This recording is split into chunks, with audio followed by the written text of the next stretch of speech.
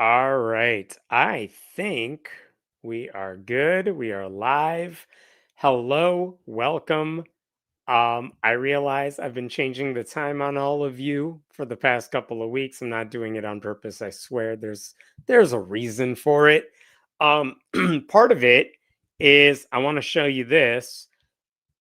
This weekend, Friday, Saturday, if you are watching this live stream, I will be in Atlanta for the Revival of Reason 2026 conference that is sponsored by Black Non-Believers. And it doesn't mean it's just for Black people. But a lot of really amazing speakers. It's going to be an event that takes place Friday night, all of Saturday. So there's me over there. Really fascinating thing if you're interested in learning more about that. If you are in the Atlanta, Georgia area, you can learn more at blacknonbelievers.org. Blacknonbelievers.org. Check that out. That's where I'm going to be. So that's one reason why we needed to do this early today, because I got to hop on a flight early tomorrow. Also, I will not be here pretty much all of next week, so I won't be able to do my usual live stream. I may try to do one the following Sunday. I don't know yet. So I started early today because I'm going to try to get through more stories than usual, hopefully to last me until I get back. So with that in mind, let's go ahead and get started.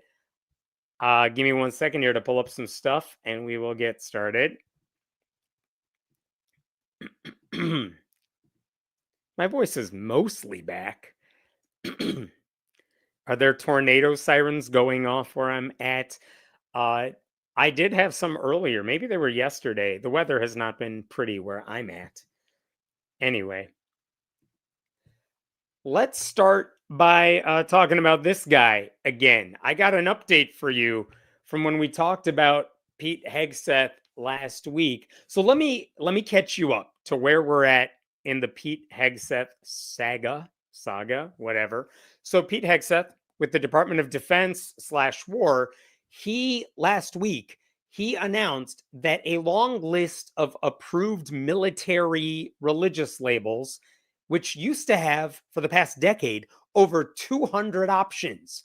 So it didn't matter what your religion was, didn't matter if you were non-religious, there was a label for you. And as I mentioned last week, a lot of people fought very hard to get their label included in that list. It used to be you could pick from like atheist or nothing. And now there was like humanist, agnostic, deist, heathen, pagan, Wiccan, whatever. There were a lot of options. There was also no religion, no preference. That's just the non-religious spectrum right there. Pete Hegseth said that was too woke. It's too woke to have too many religious categories. I don't know why. It's not costing him anything. He said he was going to pare it down to like 31, or at least something around that number. And he said he was going to do this to help the chaplains out. And as I mentioned before, I don't know how that helps the chaplains. It really doesn't, because that's like going to a doctor's office, but someone tells the doctor you're only allowed to choose from the following like 5 diagnoses, and we're not going to tell you everything we can about the patient. How would that help? Give me all the information, and then I, with my professionalism, can figure out what that patient needs. So paring down a list of religions from like 200 to 30 made no sense to anyone who knows things. Naturally, Pete Hegseth's like, I know better than all the chaplains. So this is part of his idiotic war on wokeness. And he announced he was doing this. And the thing that we left off on before is that the new list that he announced was this one that I also mentioned last week. This was what the military released. And the things we talked about are, just look at the bottom of this list for the no religion section. At the very top of the list, you have agnostic, and then you have no religion. And if you're an atheist like I am, those are your only 2 options. And I'm not agnostic. So I guess that would be no religion. But what happens if you decide you're no longer a Christian, but you still believe in a higher power? If you look at surveys, they would call you a nun or NONE. They would call you religiously unaffiliated. Well, in this list, you would still be no religion because you don't have a religious label. In what world does it make sense to put people who believe in some higher power along with atheists? How does that help a chaplain who says, "Oh, you appear to need help. What's your religious background?" How does that help you to say no religion? It doesn't. So that was stupid. Also, they have these, look at the list here where it says, like, what happens if you go to a non-denominational megachurch? Are you Christian non-denominational or are you Christian evangelical? Because those are two separate options. That makes no sense. They have an item on here, Christian Baptist. Well, what if you're a progressive Baptist who supports church-state separation? Or maybe you're a Southern Baptist who hates all things that are good. Those are two separate categories. But on this list, you would just be Baptist. They lump together Muslim into one group as if there are no different sects of Islam, which historically has been kind of an important thing. Same thing with Jewish. You could be Orthodox Jewish. You could be a secular Jew who takes rituals seriously, even if you don't believe the supernatural stuff. So paring this down to whatever it's 31 items on this list, idiotic, makes no sense. But there was another thing I did not point out last week, and I didn't realize at the time how big of an issue this would be. You notice there are like 21 categories of Christians here. 21 different groups of Christian, all marked with Christian dash whatever. You might be Christian Catholic. You might be Christian Church of the Nazarene. But then you get to this right over here. Church of Jesus Christ of Latter-day Saints, the Mormons. They are not listed as Christian dash Church of Jesus Christ of Latter-day Saints. They get their own category. Now, on the one end, why did I miss this? Because, well, they got listed as an option, so I don't care. Good for them. I got other issues as an atheist. But also, this delves into a very important theological topic. Are Mormons Christians? Because if you ask white evangelicals and Southern Baptists and the like, the answer is no. They don't think Mormons are Christians. Do you remember in 2012 when Mitt Romney ran for president? People thought, well, this is not going to be an issue because he is a man of faith. He is a stalwart Republican, so there won't be any issue. And then people kindly pointed out, my dude, he's a Mormon, so Republicans may not be in lockstep with this guy because evangelicals don't think Mormons are real Christians. And I don't know if that's the reason Mitt Romney lost the election, but it was a topic that came up in 2012.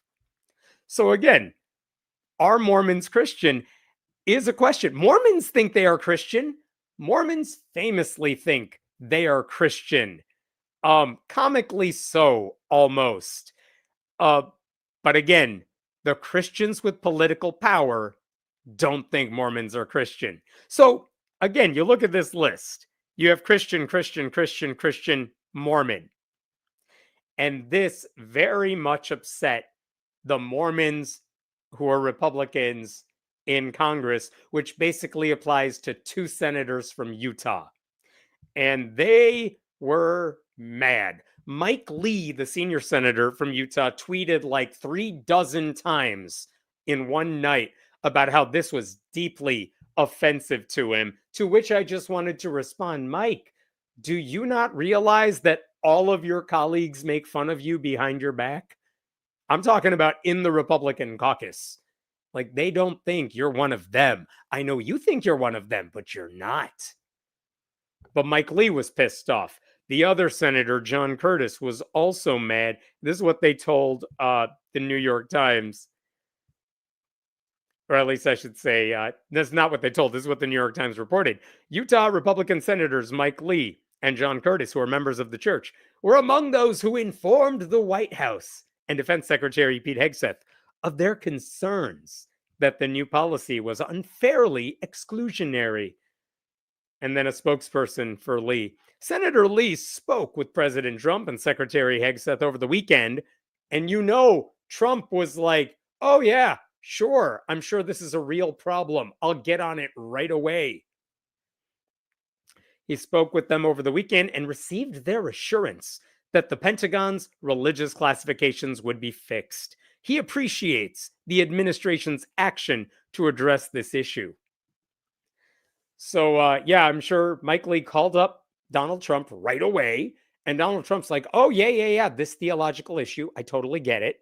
I'll just call Pete and say, why are people mad at me? Go take care of this. And it's just funny that this is the battle that they're having right now, because all of these people who are Christian nationalists think they all belong to the same religion. They have no idea what's happening.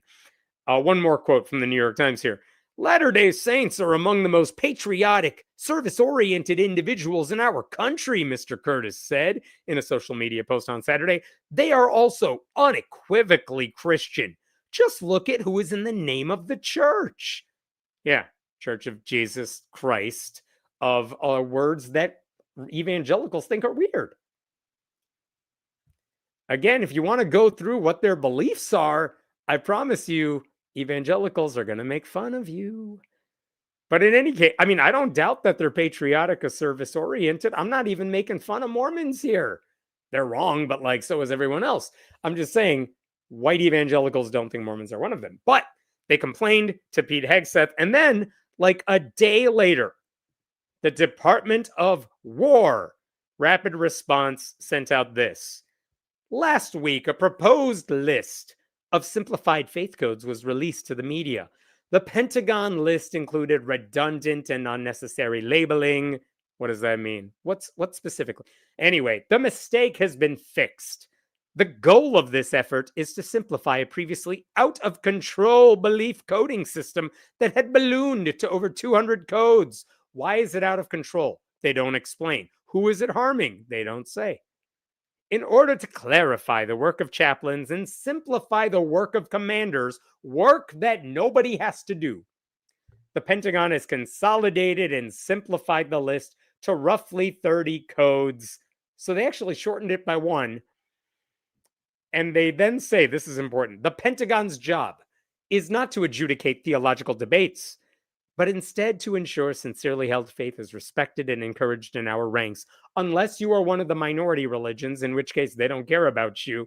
And again, this whole list is about adjudicating which religions count and which ones don't. But anyway, let's see what their new list is here. How do they fix the Mormon problem? And you could see exactly what they did here. Instead of doing what Mormons were asking and adding one line that says Christian Church of Jesus Christ of Latter-day Saints, they put Church of Jesus Christ of Latter-day Saints on one line, but they just removed the Christian label for everybody else because it's implied. So now Baptist is just Baptist. Brethren is just brethren. You also have Reformed. Reformed what? Oh, Everything else is pretty much the same.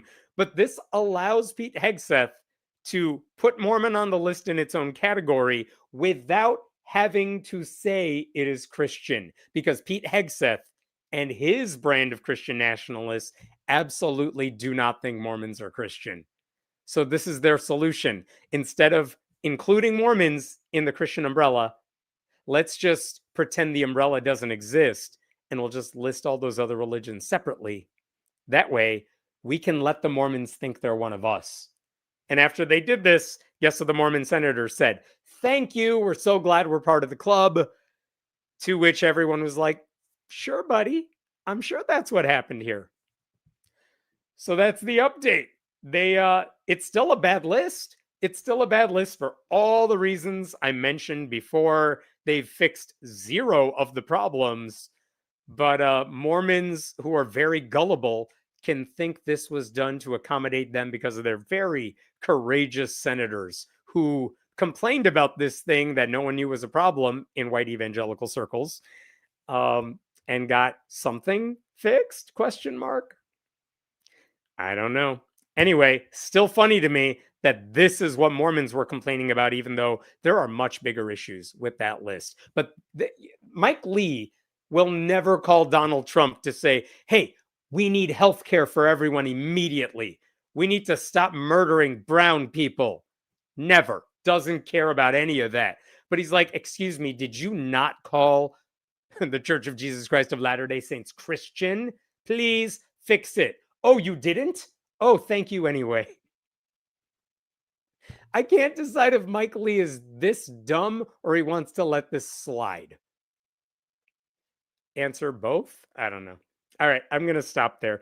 Den is not here tonight, so I'm doing my best to go through the comments, and I very well may miss some, but I'm going to breeze through this really quick. I hope I didn't miss anything. I don't think I did. I'm going to move on because there's a lot of stories. So give me 1 second here.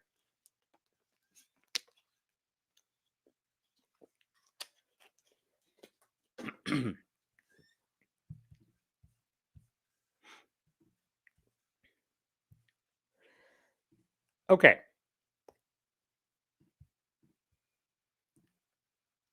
I saw this headline about a week ago, and I don't think anyone really understood what they were talking about, but it rang alarm bells in my head because I knew what they were talking about because it's a story I've talked about on here before. Here's the headline. This is from MS Now, but FBI fires analysts behind controversial memo on radical Catholic ideology. And what this article basically says is that Kash Patel, director of the FBI and the only Indian person I've ever known to fail this badly at a high level job, he fired 4 FBI intelligence analysts and a supervisory analyst on the grounds that they had done something that was super anti-Catholic. And in fact, this is something that has been in right-wing circles for a while now. Do you remember Donald Trump created a task force to eradicate anti-Christian bias? Well, I mentioned a while ago, not that long ago, they just issued their final report on all the examples of anti-Christian bias under the previous administration. And one of the big items in that report, like the proof that the government is out to get religious people, especially those white Christians, it was this FBI attempt to pretend all Catholics were radicals who needed to be monitored. So not only was it mentioned in that report, I want to show you this right here. Jim Jordan, who, you know, this radical Republican guy, he is the chair of the House Judiciary Committee. Republicans control the House. And in 2023, you could see the date on here, December 4th, 2023, they released this 30-page memo, and you could read it, the title right here. The FBI's breach of religious freedom, the weaponization of law enforcement against Catholic Americans. And I just want to show you what the Republicans on the Judiciary Committee said early on in the executive summary here. I've tried to highlight it in red, but you could see this near the top. Under the guise of tackling the threat of domestic terrorism, the memorandum, some FBI memorandum, painted certain radical traditionalist Catholics as violent extremists and proposed opportunities for the FBI to infiltrate Catholic churches as a form of threat mitigation. The FBI's Richmond Memorandum is a startling reminder that American civil liberties and core constitutional rights must be vigorously guarded against government overreach, including in this case from an overzealous law enforcement agency. And again, it's a 30-page memo. That's just paragraph 1. Here's the question. What the hell did the FBI office in Richmond do to target Catholics that made these Republicans so mad. So mad that Donald Trump and his sham group of anti-Christian bias people are like, this is a key piece of evidence to show the government has been weaponized against people with traditional Christian values. Okay, that's what I want to talk about here. And I have briefly talked about this before, but I think you got to hear the whole story to make sense of this. So listen, gather around. This is story time. I'm going to do my best to explain multiple years worth of documents and data without taking forever to do it. Okay. Starting in 2019, the FBI started tracking some dude. He doesn't get a name, he's just some dude. Basically, this guy was advocating for civil war and he was calling for the assassination of various politicians. And not only was he saying this, because you could say whatever you want, you have free speech, but he was purchasing semi automatic weapons and ammo. He was like going to go through with his threats, it sure looks like. Well, then guess what happened? He got arrested for something totally unrelated, like he stole someone's tires or slashed them or something. So he got arrested for that. He was put in jail for a little bit of time. And while he was in jail, it's not a high security operation here. He gets access to phone calls and the internet. His online threats got even worse. He would start calling family members and then talk about the need to, quote, build guns, explosives, and other forms of weaponry and store them in his room without fear of the law finding out about it. And I don't know if he meant his like jail cell or his room back home. I assume he's in like his mother's basement. I don't know where he wanted to keep this stuff, but he needed a place to store some weapons.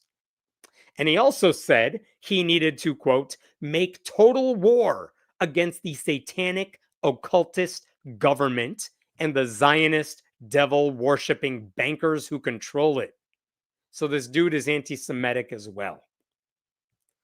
And then in June of 2021, this guy completes his sentence and he's released because it was a petty crime. He's released. And now the FBI is like, oh boy, that dude's out of jail. Let's see what he's up to now. And they find out this guy definitely wants to put his rhetoric into action, specifically against what they said were pro-choice, Jewish, and LGBTQ individuals. So that's not great. And because he was a convicted felon now, and because of the plea agreement that he agreed to, he could not actually purchase any weapons to carry out his planned attacks. So, yay, that's great. I'm glad he's a convicted felon. However, he did have social media accounts, and on them, he was posting symbols of Nazism. He was talking about killing police officers. He talked about ganging up on and beating racial and religious minorities. And then, this is yikes, he said he wanted to carry out a mass shooting at a school for special needs children. I don't know. Yikes. Why? But that's what he was saying on social media to whoever was following him. So again, all of these are words. The FBI can see the words, doesn't mean they can arrest you for them. You're allowed to have thoughts, as disturbing as they may be. Now, here's the thing that really kicked off what they ended up doing. In early 2022, this guy starts attending a church that he thinks is like a Catholic church, but like the right kind of Catholic church. What does that mean? It means it's not formally affiliated with the Catholic Church. It's not part of any diocese. If you ask the Pope, hey, Pope, is this church a Catholic church? The Pope would say no. And if you ask the people at this church who their leader is, it's not Pope Leo because they don't think he's the rightful Pope. So it's one of those like offshoot fake Catholic churches that believes they are the true Catholic Church. They push what was described as traditional Catholic theology and liturgy. And while he starts attending this church, he starts describing himself on social media as, quote, fascist and Catholic, and a radical, traditional, Catholic, a radical traditional Catholic clerical fascist, or as he described it, a rad trad Catholic. And even worse, while he goes to this church, it appears to the FBI that he is trying to recruit other members of that church to help him carry out the attacks. So they know all this is happening. They're watching this guy. And then he made comments to members of the church saying he's going to commit acts of violence. He even suggested he was building a pressure cooker bomb, which has been used in terrorist attacks before.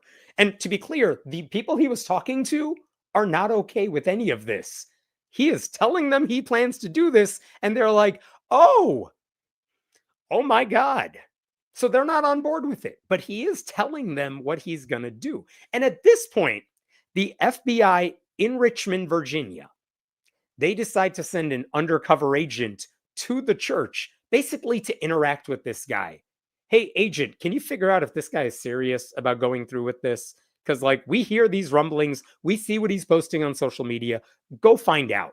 So some undercover agent goes to that church and then reports back to the FBI. And the answer is, yeah, oh, this guy is very serious about what he wants to do. In fact, the FBI office in Richmond declares this dude to be their, quote, highest priority domestic terrorism subject.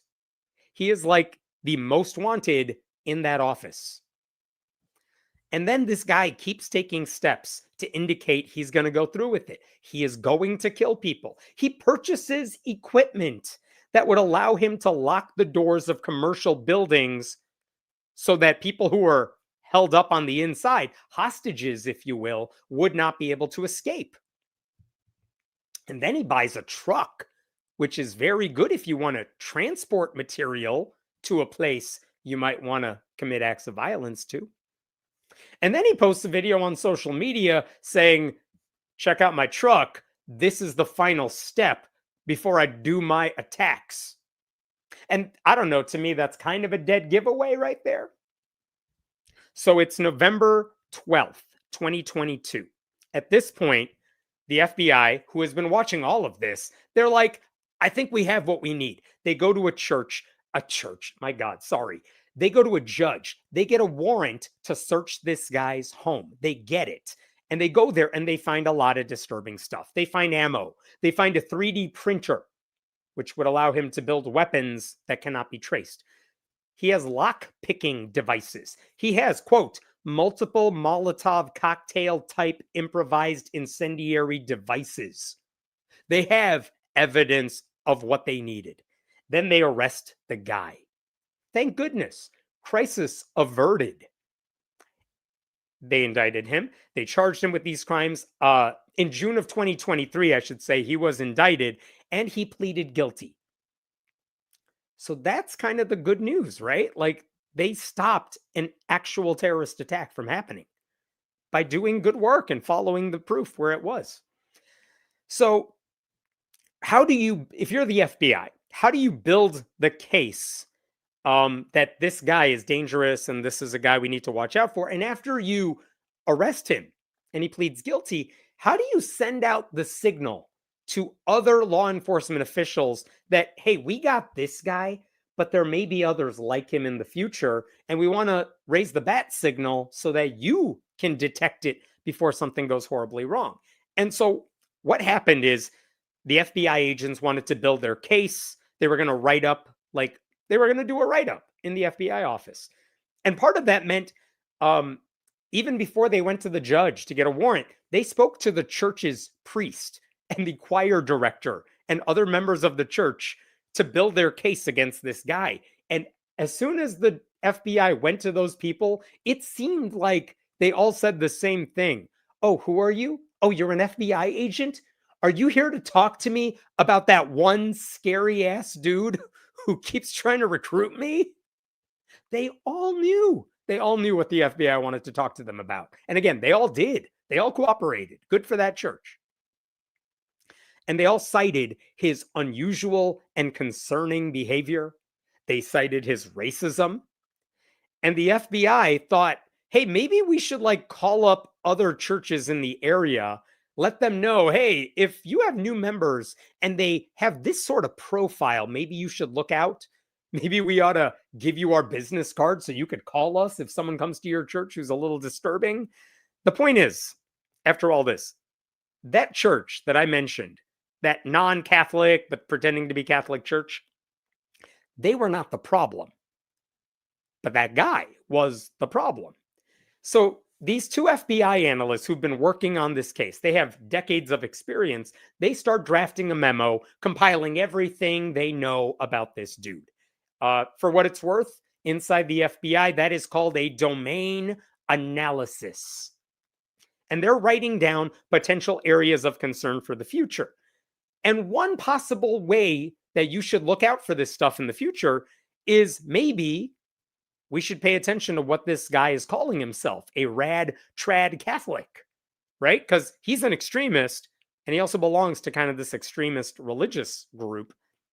But I will say, when that possibility arose, even one of the analysts who wrote up this document pointed out, I don't know if it's fair for us to say that because this guy was already on our radar before he ever joined the church. So maybe being a rad trad Catholic isn't the warning signal we're making it out to be, and we should look at what he was posting on social media, which makes sense. But if he was recruiting members through the church, then maybe you at least got to say, hey, that sort of church seems to attract the sort of people who might want to join in on this type of attack. No one at this church did, but we are concerned that the dude in question thought, I can find partners in crime, literally, at this church. So more than anything, why would you say that? You would say that so that you could help churches like that one identify potential threats in the future. Now, their memo, the domain analysis that they wrote, it included language like rad trad Catholic clerical fascist and rad trad Catholic. Why? Because those were the words the dude used. That phrasing, they said, is pretty common in his dark corners of the internet. But they never defined what that meant, which will become a problem in just a minute. And then something interesting happened. These FBI agents write up this memo, and they're trying to look around. Has there ever been anyone else that the FBI is looking at that fits this profile? Turns out, yes. In Portland, Oregon, and in Milwaukee, Wisconsin, those FBI offices had also been looking at guys who were terror threats, who fit the exact same profile, who were also rad trad Catholics. And now you're like, oh, this is like a thing that's going on. So they ended up publishing a report that suggested there was a link.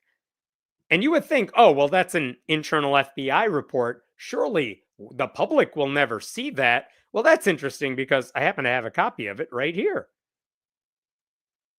And you can see at the top, this document is for official use only. It's unclassified, but look at just the title. Interest of racially or ethnically motivated violent extremists in radical, traditionalist Catholic ideology almost certainly presents new mitigation opportunities. Like guys who fit this profile are people we should be looking at. And this paper goes on for a while. And I think that, they explain what a rad trad Catholic is a little bit. There's a lot of redacted stuff on here. Anyway, why do I have that memo? I'll get back to that in a second. I do want to tell you that in that document, that domain analysis report, there was a caveat in there that they themselves pointed out, just because you're a member of a religious group does not mean you're a target. They actually said potential criminality exhibited by certain members of a group referenced herein does not negate, nor is it a comment on the constitutional rights of the group itself or its members to exercise their rights under the First Amendment to the U.S. Constitution. They're not going after this religion. They're not going after members of this church. They're just trying to point out guys who fit this profile are people we should be looking at. Now, they made this domain analysis. It's pretty internal. They also wanted to create a different, more simplified version of this report that they could blast to others in the FBI. Basically, they wanted to show, like, hey, this is a problem that a bunch of offices have noted. So maybe all of us should be on the lookout for something like this. And in order to write that different type of report, they drew in a couple other members of their FBI office.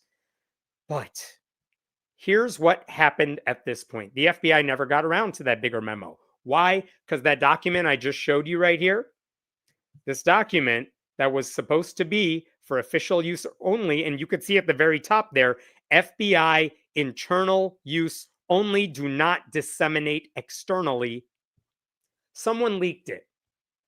Not only did they leak it to right-wing media outlets.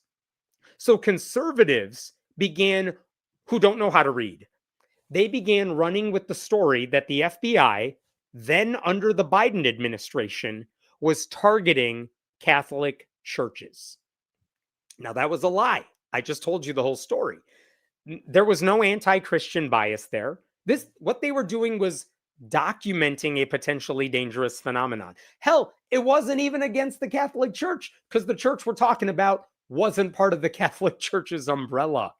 It was a different sect that calls itself Catholic, but it's not Catholic. It's not from like the sparkling region, Champagne region of France, you know? So to ignore where this dude went to church and how he was trying to recruit people, to ignore that, I think, would have been malpractice on the part of the FBI. But right-wing websites were quick to complain that the FBI was targeting Catholics who preferred a traditional Latin mass, like the old school Catholic Church, which when they were trying to describe what is a rad trad Catholic church, they said, well, it's old school. It uses traditional Catholic mass. That doesn't mean that's the tell. That's just one way to describe it. So the right-wing media, they misinterpreted everything those analysts said, but conservatives started spreading this lie.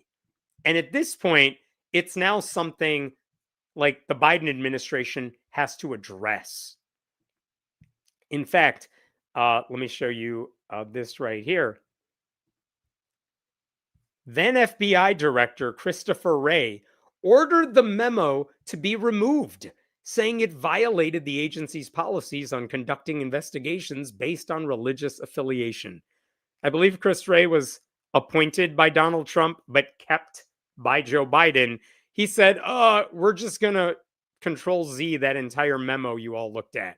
It violates our policies on conducting investigations based on religious affiliation, but there was no investigation based solely on religious affiliation. That's not what it was. I just told you that. But again, the right-wing media people spread the lies. So Chris Wray was against it. Attorney General Merrick Garland, he said he was appalled. That was his word. Appalled by the memo, even though he dismissed that there was any discrimination against Catholics. Basically, conservatives tried to argue the FBI was covering up for the religious persecution of Catholics, and they would have too, if not for the whistleblower who shared the original document. So then Jim Jordan and the House Judiciary Committee get involved. And now they're like, we need to investigate this. This is the real discrimination. Black people, LGBTQ people, you sit over there. We got to deal with religious discrimination against Catholics. And that's why the Judiciary Committee was investigating all of this.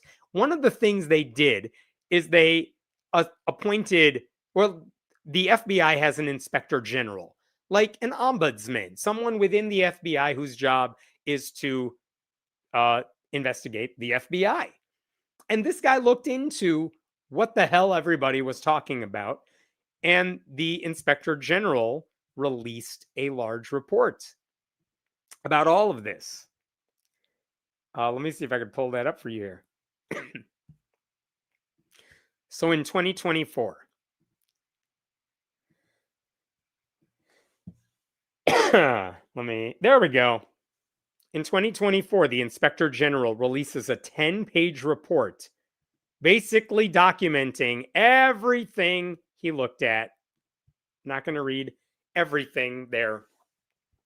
But what the inspector general found is that, look, there are elements of that domain analysis memo that probably didn't meet the FBI's standards, but not because they were looking at this church, but for like other technical reasons. You didn't dot all your I's, you didn't cross all your T's.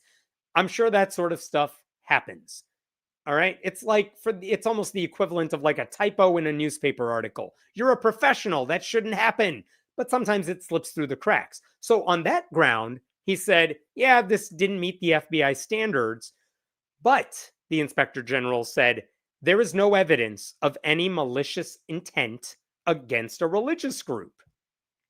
And he said that using FBI jargon. But I want to quote this right here. I'm going to show you just a bit of this memo right here.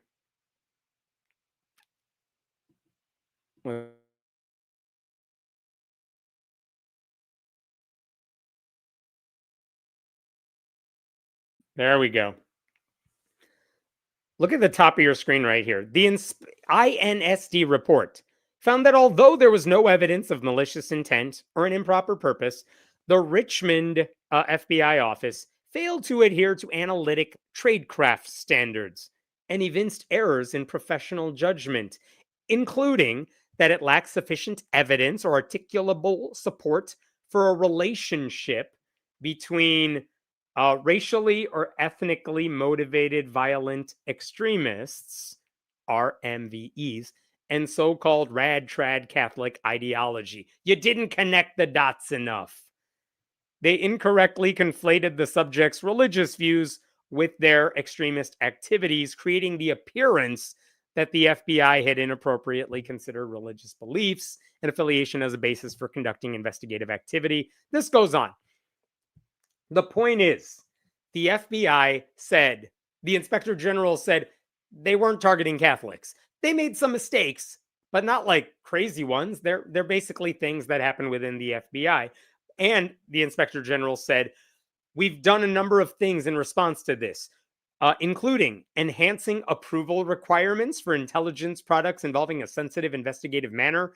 And we formally admonished the employees. Like slap on the wrist, bad FBI agents, which is fine. That's all they need if they screwed up something small.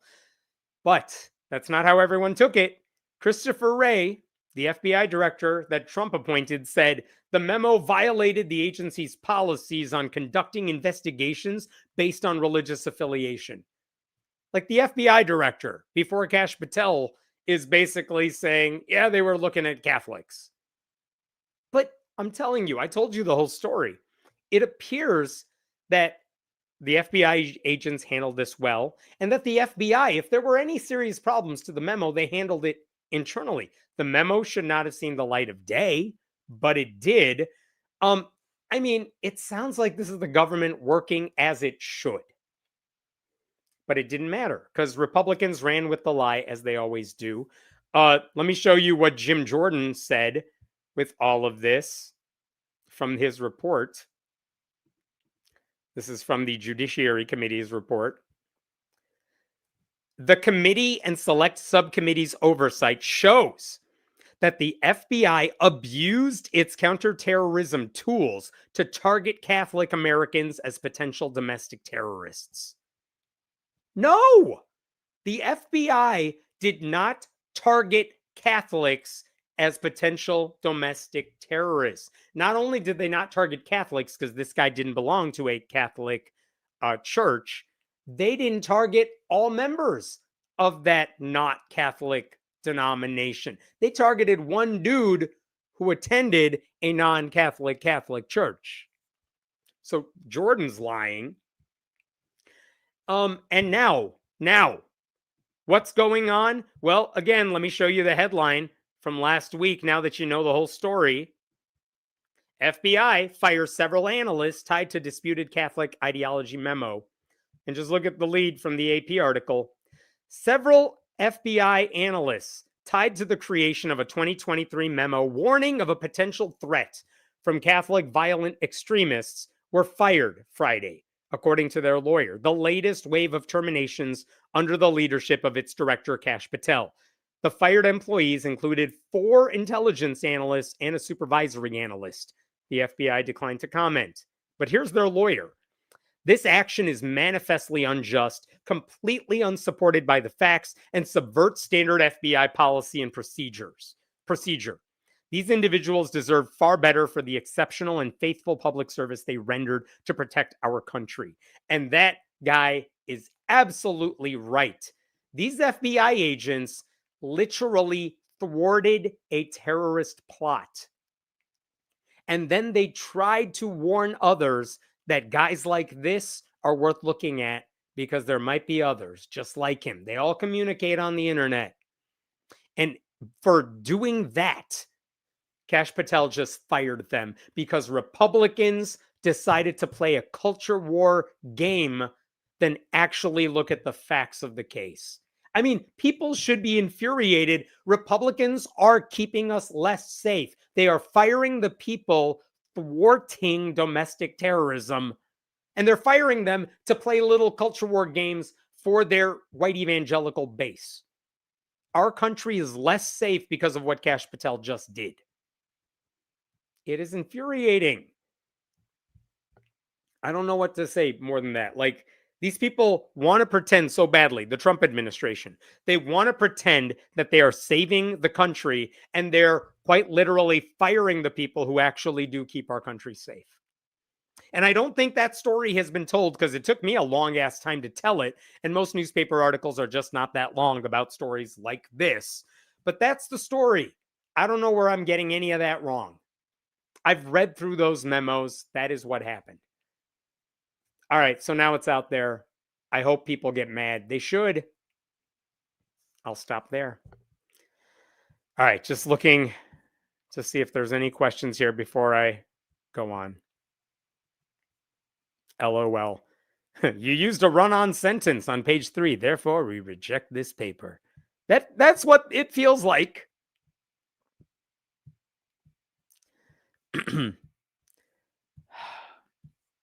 I swear the other stories I have are not this infuriating.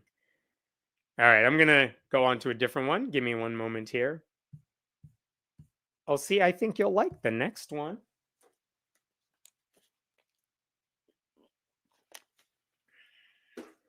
I'm just whipping through all the stories today. No Den today. I've been trying to reach out to him. I haven't heard from him in a while. I hope he's okay, but he's not responding to my texts. Den, we miss you. Come back. I don't think there's any bad beef. I think he's just dealing with some stuff, but I miss him.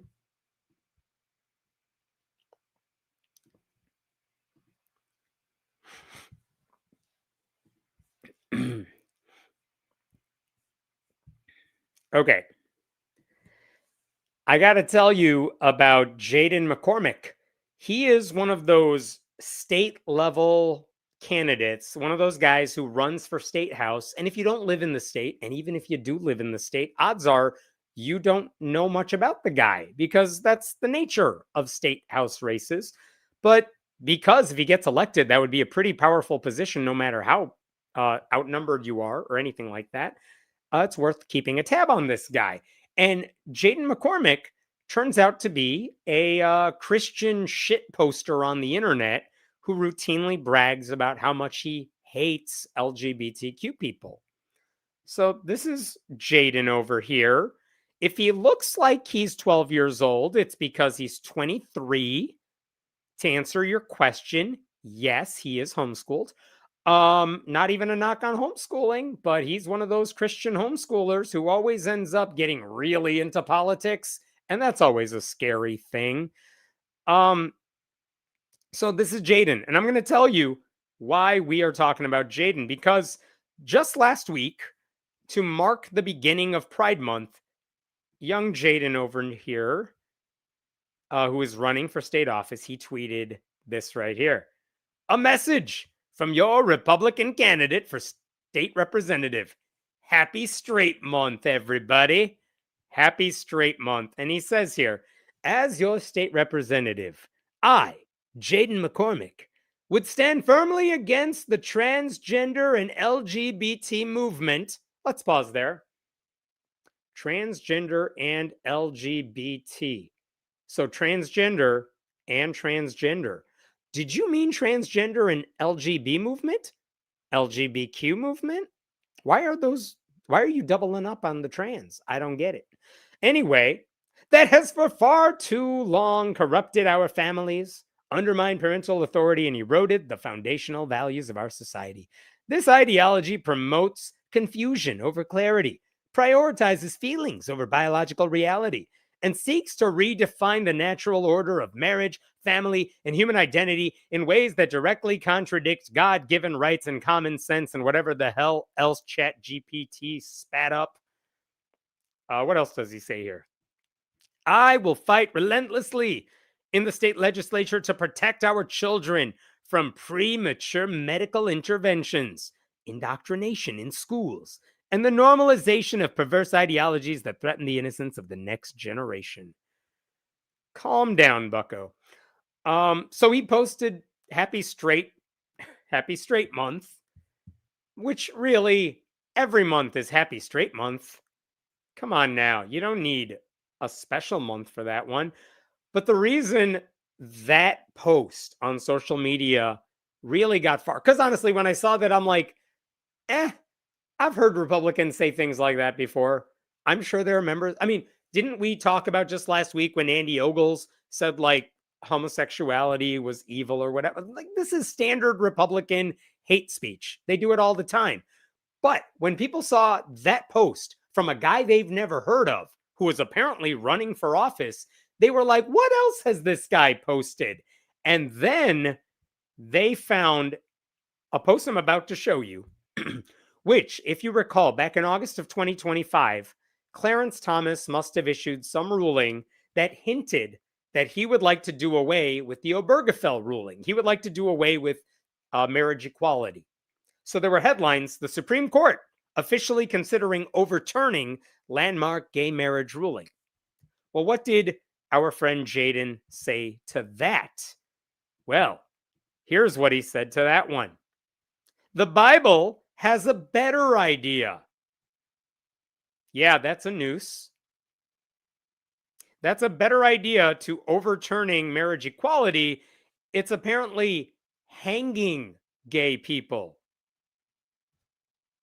Like, oh, the Bible has a better idea. Let's just execute all of the LGBTQ people. That's what he was saying, using an image that I can only assume was meant for Mike Pence on January 6th.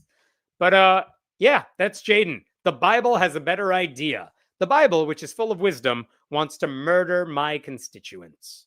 Now vote for me. I'm running for office. Oh, but wait, that's not the only post that is still on the internet.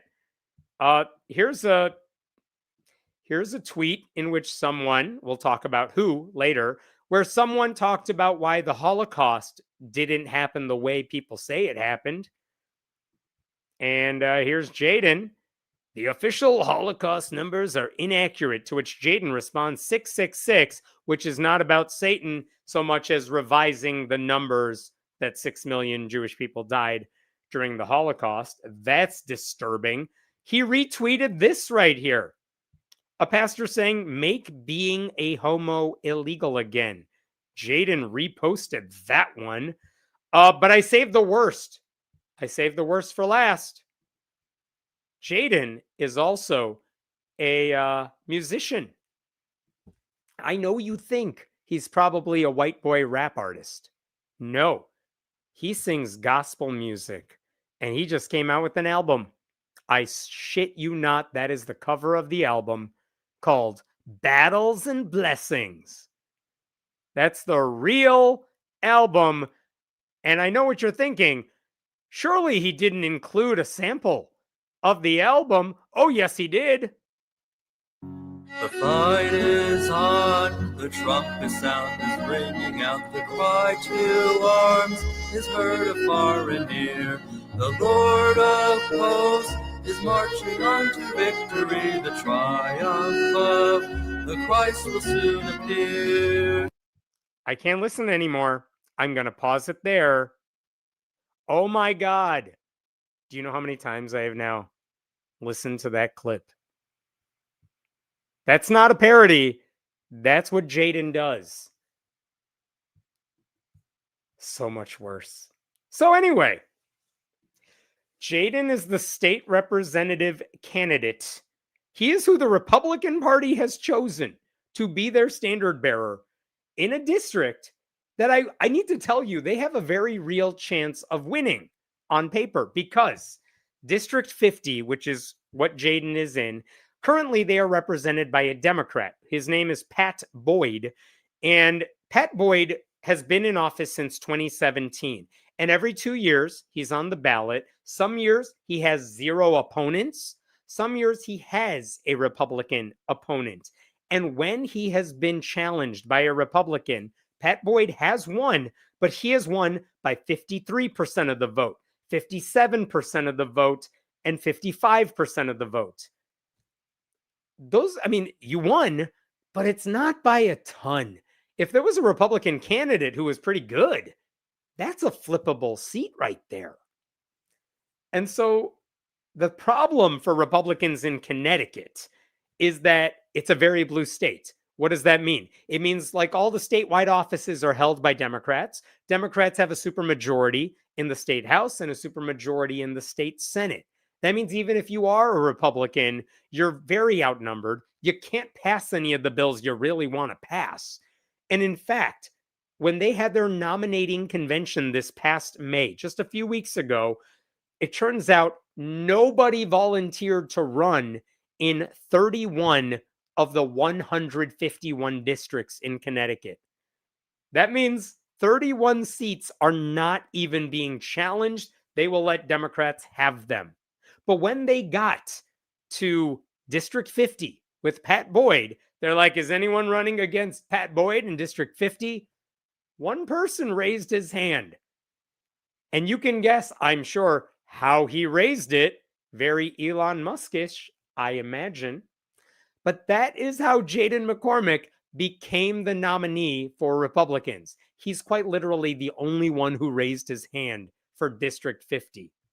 And when that happened and no one knew who that guy was, they're like, all right, man, hey, look at that. We got a young man, a young Republican who wants to run for office. Good for you, Jaden, spelled like that. I got to show you this tweet. Do you remember this Nathan Fielder tweet from the comedian? Out on the town, having the time of my life with a bunch of friends. They're all just out of frame, laughing too. Great tweet, no notes, just perfect. Let me show you what Jaden tweeted. Very seriously, I might add. Tonight, I proudly accepted the Republican nomination for state representative in District 50. Let's get to work. I don't think there's anyone in that crowd that he's talking to right there. He's not showing them. That I thought of a Nathan tweet right away. So I just want to repeat, they nominated him as their nominee for District 50 because no one else stood up. And it was only after they nominated him that they realized, oh no, what has this man been posting? Now, you would think, didn't they even do a cursory check of this guy? One reason they may not have done that is because, like, last year, Jaden McCormick was like an intern in the state house. He worked with some Republican lawmakers. So Republican lawmakers, the handful of them in that state, they know this guy. They know his face. They know the guy on the cover of that gospel album. They know that he's a young man who's interested in politics. So I don't think anyone was weirded out by the fact that this guy wanted to run for office. And no one had any reason to look up what his beliefs were because they just assumed he's a young Republican. And the thing I would just say to that is, yeah, he's a young Republican. You should absolutely assume the worst when it comes to what his beliefs are. But after he made that straight Pride Month tweet, everyone began looking at his past history and they found all the things I have now shared with you. And now Republicans are freaking out. Why? Because they only have a handful of seats that they could plausibly win in Connecticut. And now Jaden, imagine if you're a Democrat. What are you going to do with Jaden? You're going to say everybody in the state is buddy-buddy with Jaden. He's dragging down everybody. Every Democrat should be using Jaden and linking him to every single Republican running for office. And Republicans know that they are going to do that. And so guess what the Republican Party just did? In Connecticut, the state Republican Party issued a statement from Connecticut GOP regarding Jaden McCormick's statement. Mr. McCormick is entitled to his personal opinions, but those opinions are not representative of the Connecticut Republican Party. His statements do not reflect our value, our principles, or our approach to public service, which is shocking to me because I didn't know Republicans had values or principles or cared about public service. What do you mean they're not representative?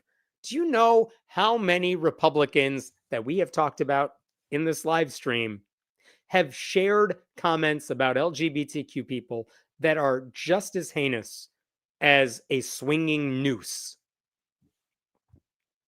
Given the nature of these comments and the poor judgment they demonstrate, I believe Mr. McCormick has disqualified himself from serving as a standard bearer for the Republican Party and as a representative for all the people of the 50th House District. Accordingly, this is from the GOP chair of Connecticut, I am calling on him to immediately withdraw his candidacy and step aside. Candidates who seek public trust must demonstrate the temperament, judgment, and respect for others necessary to lead in a diverse society. Mr. McCormick's statements have shown a failure to meet that standard.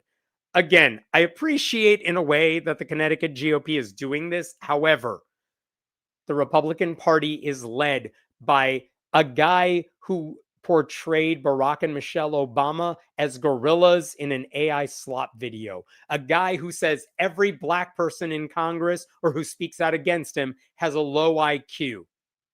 Like, that dude is racist. That guy is in the Epstein files.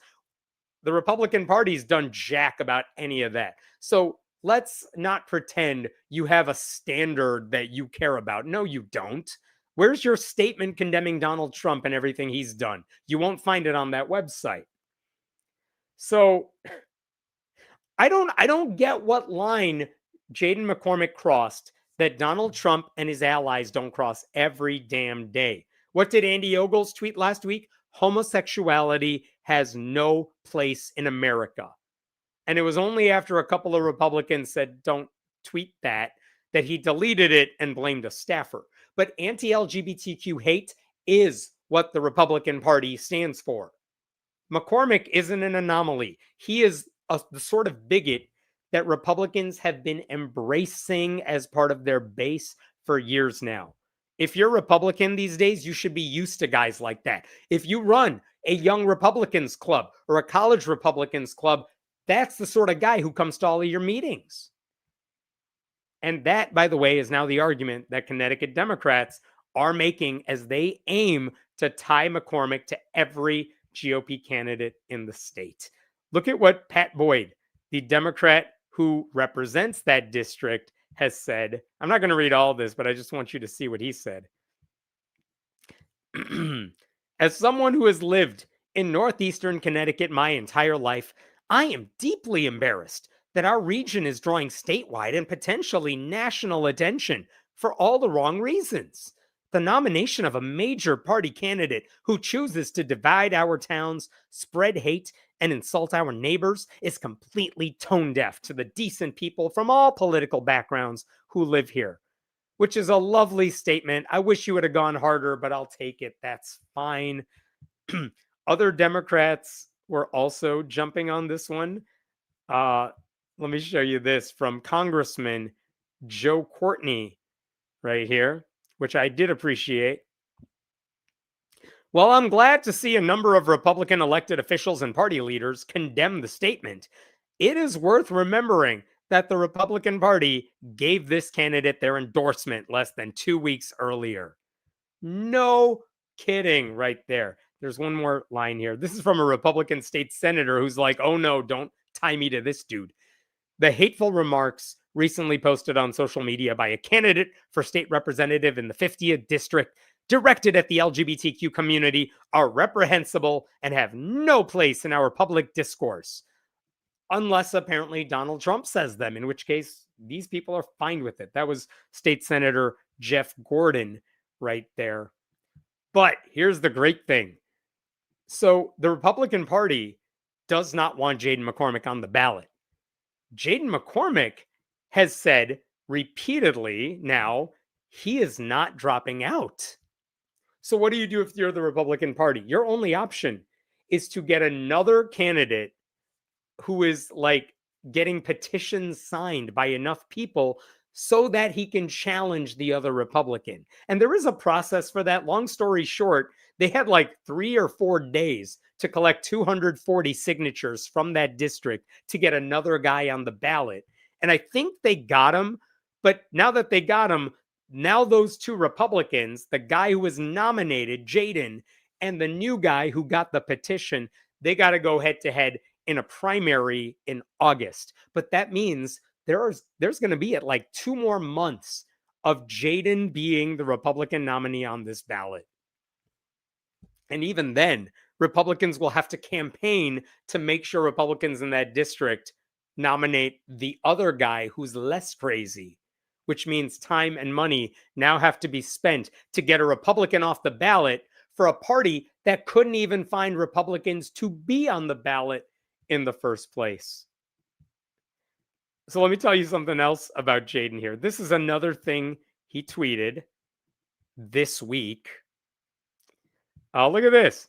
It's a short questionnaire that he's just answering, but I just want to scroll to the bottom. How do you feel about calls for you to step down?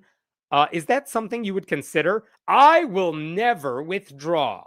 I plan on running the most impactful campaign of this election cycle alongside Ryan Fazio on the ballot. Ryan Fazio is the Republican running for governor. And funny thing about that, when Jaden McCormick was the intern running around, and I said all these Republicans knew this guy from when he interned in the state house, so does Ryan Fazio, the guy now running for governor. In fact, at the nominating convention last month, Jaden saw Ryan Fazio, the guy now running for governor, and said, "Hey, Ryan," I'm paraphrasing, I assume. "Hey, Ryan, can I get a selfie with you?" And Ryan Fazio said, "Sure, you can." So there's now a picture of Jaden with the guy who's actually running to be governor of Connecticut, linked at the hip right there. And I will tell you, I know nothing about Ryan Fazio's politics other than he's a Republican, so I'm sure I don't like anything. But he seems young, photogenic, pretty charismatic. He's the sort of Republican Republicans would like to have running for things, but instead, they got this guy. They got Jaden. So hilarious. There are pictures of Jaden with like everybody in the world. It's great. Another thing you should know about Jaden, his social media history is full of new independent fundamentalist Baptist preachers. And I've talked about them on this channel a lot. New IFB preachers are horrible, horrible people with very bad ideas. They have celebrated the murders of LGBTQ people. They have called on the government to execute gay people, saying things like, in an ideal world, that's what our government would be doing. That is a view, by the way, that Jaden supports. They're so awful, these new IFB people, that the ringleader at one time, Stephen Anderson, has been banned from 34 countries because of his hate speech. And if you look on this YouTube channel, you can see an interview or a conversation I had with 2 new IFB preachers a couple of summers ago. So because I knew this guy really likes them, I will tell you, I reached out to one of those preachers and I'm like, "Hey, what do you know about Jaden? Is he one of your people? Did you guys tell him to run for office? What's the deal?" And they did not want to talk to me on the record. Jaden says, for the record, he is not a new IFB guy. He's more old IFB, kind of a distinction without a difference. But they all hate LGBTQ people. I also want to show you one other thing. At one point, I wonder if this is going to come back to haunt Ryan Fazio, the Republican governor. At one point, there was a meeting of the Republicans at the nominating convention, and Ryan Fazio was in the room. And one guy who was hosting something said he lives in District 50. District 50 is represented by that Democrat, Pat Boyd. And they were pointing out, Jaden was pointing out that he is running to challenge Pat Boyd. And I just want you to hear what Ryan Fazio said. Check this out. Pat Boyd. Yeah, now you're right. Yeah. You are. Yeah. Your Pat is my state rep. Yeah. Not for long. but every seat needs to be challenged. I know that was really quick and it was a short joke, but when Jaden said he's running to challenge Pat Boyd because Pat Boyd is someone's representative, Fazio chimes in, not for long, Pat Boyd is not going to be your representative because this young man right here is going to beat him. And I totally get where Fazio's coming from, trying to rally the troops right there. But again, that sort of clip could be played a lot because here you have the guy running for governor of Connecticut saying this anti-LGBTQ extremist is going to beat the totally normal Democrat who represents the district. So very interesting race. I have reached out to Jaden McCormick to chat. He's very online, if you can't tell already. And so am I. So I reached out to see if he wanted to talk about any of this. And I don't know if it's just me. It might just be that it's me. But he said he's very busy right now. But he did say I should try reaching out to him again soon. And I will. We'll see what happens. I will leave it at that. Very, very interesting story. Let me see if there's anything over here. I'm apologizing if I don't see you here. I'll thank you for this donation. As a straight, white, male, retired Navy chief, I'm sporting my Pride support pin on my veteran hat while working somewhere federally where Pete Drunkseth has been making celebrating Pride Month virtually illegal. Keep up the good work right there. Thank you for fighting the good fight, and I appreciate that donation. Thank you for being a member, Olivia. Remember the Young Republicans Nazi chat? Yeah, it's called all of them every time. They do it a lot. Okay, let me jump to another story here. Give me one moment. We're going to do one more political one, then I'll get to something a little different here.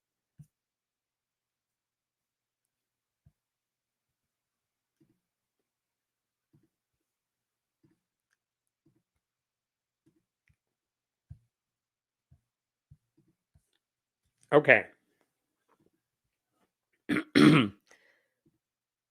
Glad the voice box seems to be back to normal. I'm like 98% normal right now, voice-wise, so it's getting better. Do you remember recently when Maine, the state of Maine, had its primary election? Graham Plattner won, which I will say I was happy to see. I think he has a really good chance of beating Susan Collins despite everything. But that's the only race people were really paying attention to. There was another race I do want to draw your attention to in Maine, and it's the race for governor. And the guy, I'm going to show you this poll right here. This is live. This is the Republican primary to be governor of Maine. You could see this from the New York Times. 93% of the votes are in. The guy who is beating everybody else, and it's not even really close, is Bobby Charles. He has about 40% of the vote. I believe it's ranked choice voting even on the Republican side there, but it hasn't been called that he's the nominee, but it looks very much like Bobby Charles is going to be the Republican nominee for governor of Maine. And then that raises an interesting question. Who the hell is Bobby Charles? And what does he believe? And is he crazy? Or is he like a normie New England Republican, right? And I can answer some of those questions for you because Bobby Charles, in a very recent interview, he did an interview with the Christian Civic League of Maine. And man, the things he said in that interview, which did not get a lot of press, are worth mentioning here. So I just want to bring to your attention a couple of things that he said. The first one involves abortion, because he said he's going to find a way to curtail abortion. Now, how do you do that in Maine, a state that is not exactly MAGA country? Yeah, they have a lot of Republicans, and they have a lot of people who like Republicans, but it's not like the most anti-abortion state, which raises the question, what can you do as governor to promote pro-life policies? And Bobby Charles basically said, and I'm going to paraphrase for a second before I show you the clip. He said, as governor, I'm going to leave my door open so that if a woman wants to get an abortion, she can come to my office and sit and have a conversation with me for 30 minutes. And in that time, I will convince her not to get an abortion. That's his solution to abortion. One-on-one chats with every woman in the state who wants to get one. And let me show you the clip because you got to see how insane this idea actually is. I want to leave my door wide open as governor to any young woman who is pregnant and is considering, under pressure from others or anyone else, is considering an abortion. You spend half an hour with me, you will understand the incredible gift, the miracle that God has given to you. That you will understand for the first time how special you are and how important it is that you embrace this. You know, so many people, they have an abortion, they're never able to have a child again. And that one piece of their life is missing forever, okay? Never mind they wrestle with the guilt of having taken a life, and they struggle with this, I mean, you know, as some will say, they just simply define life away and so pretend that they're not guilty of it. But the reality is, it leaves a scar on the soul, okay? And so, that having been said, one thing I will do is leave my door wide open. You either truly believe that this is a child. I say to people, just so you know, it's not going to be a giraffe, it's not going to be a zebra that you bear, it's going to be a little boy or a little girl. And it will be a boy or a girl, okay? So, had to throw that little bit of a transphobia there at the very end. Needless to say, just to address a couple of the things he said there, the vast majority of people who have abortions do not regret them. In fact, it's far more damaging to their mental health to be denied an abortion. They are not affected by an abortion. If they have an abortion, it doesn't stop them from having children later in life. It doesn't. There's no like study that says, oh, you got a medical, you took a pill, you had an abortion, now you can't have kids again. That's not how it works. The opportunity, though, the 30-minute opportunity to have your pregnancy mansplained to you by the sitting governor because you're too dumb to understand, ladies, how to deal with this. I don't know how that's a selling point to anybody. Like, hey, ladies, let me tell you something. Did you know you're giving birth to a human and not a giraffe? How is that going to convince anybody not to have an abortion? Ridiculous. And at no point, and I know I clipped a segment of that, but at no point in the interview did Bobby Charles explain how this lecture would go over with a preteen who's a victim of sexual abuse. At no point did he talk about how this conversation would go with a woman who knows far more about her body than he does. He makes it sound like for 30 minutes, he is going to be the only person talking, as if the women clearly have never thought about what someone might say to them. He also didn't explain what he would say to someone who doesn't think the governor should be personally involved in her medical decisions. Like, even Susan Collins has constantly said she supports abortion rights. Now, she's a liar. She voted for Brett Kavanaugh. So, like, she doesn't give a shit. But even she knows you got to pretend to like abortion rights. Bobby Charles is like, don't worry, I'll talk those women out of it. I know better. So, later in the interview, he also went after trans people specifically, falsely claiming that acknowledging the existence of trans people went against biology. And he actually brought proof with him. He has proof that trans people don't exist. What is his proof? Noah's Ark. That's it. He just cited Noah's Ark, and then he cited a right-wing conspiracy theory that's going to infuriate you. Let me play this second clip of Bobby Charles. Our school system has been hijacked by leftists who think, and that's why we're number 50 in the country, by leftists who think that teaching activism, crazy words like gender affirmation and transition. Oh, look, go back to the medical literature. I'm not being, you know, they say you're an ideologue or you're racist or you're this or you're that. No, I'm being very factual. We know the Bible has a very clear understanding. Noah didn't take 27 genders of animals. He just took 2, as far as I remember. But that's true. But then there's the biology, right? Now we're denying genetics and biology. You know, you've got kids now that apparently think that they're cats and dogs, and we are accommodating that. That's garbage. What do you do, by the way, when you get to be 20 and you break it to them, actually you're not a cat, and you will have to go to work. And we're going to not do this kitty litter crap anymore, right? God, I have so many infuriating thoughts right now. First of all, the only people who believe teachers are teaching activism or encouraging kids to be trans, which is not a thing, are people who have no clue what happens in public schools. And by the way, that exchange came after the host of that Christian show falsely claimed that public school teachers in Maine were helping kids, quote, socially transition their gender without notifying parents, which is not a thing. What sometimes happens is that there are kids who are trans or kids who are gay or lesbian, and they know it's not safe to tell their parents, but they might trust a trusted adult at the school.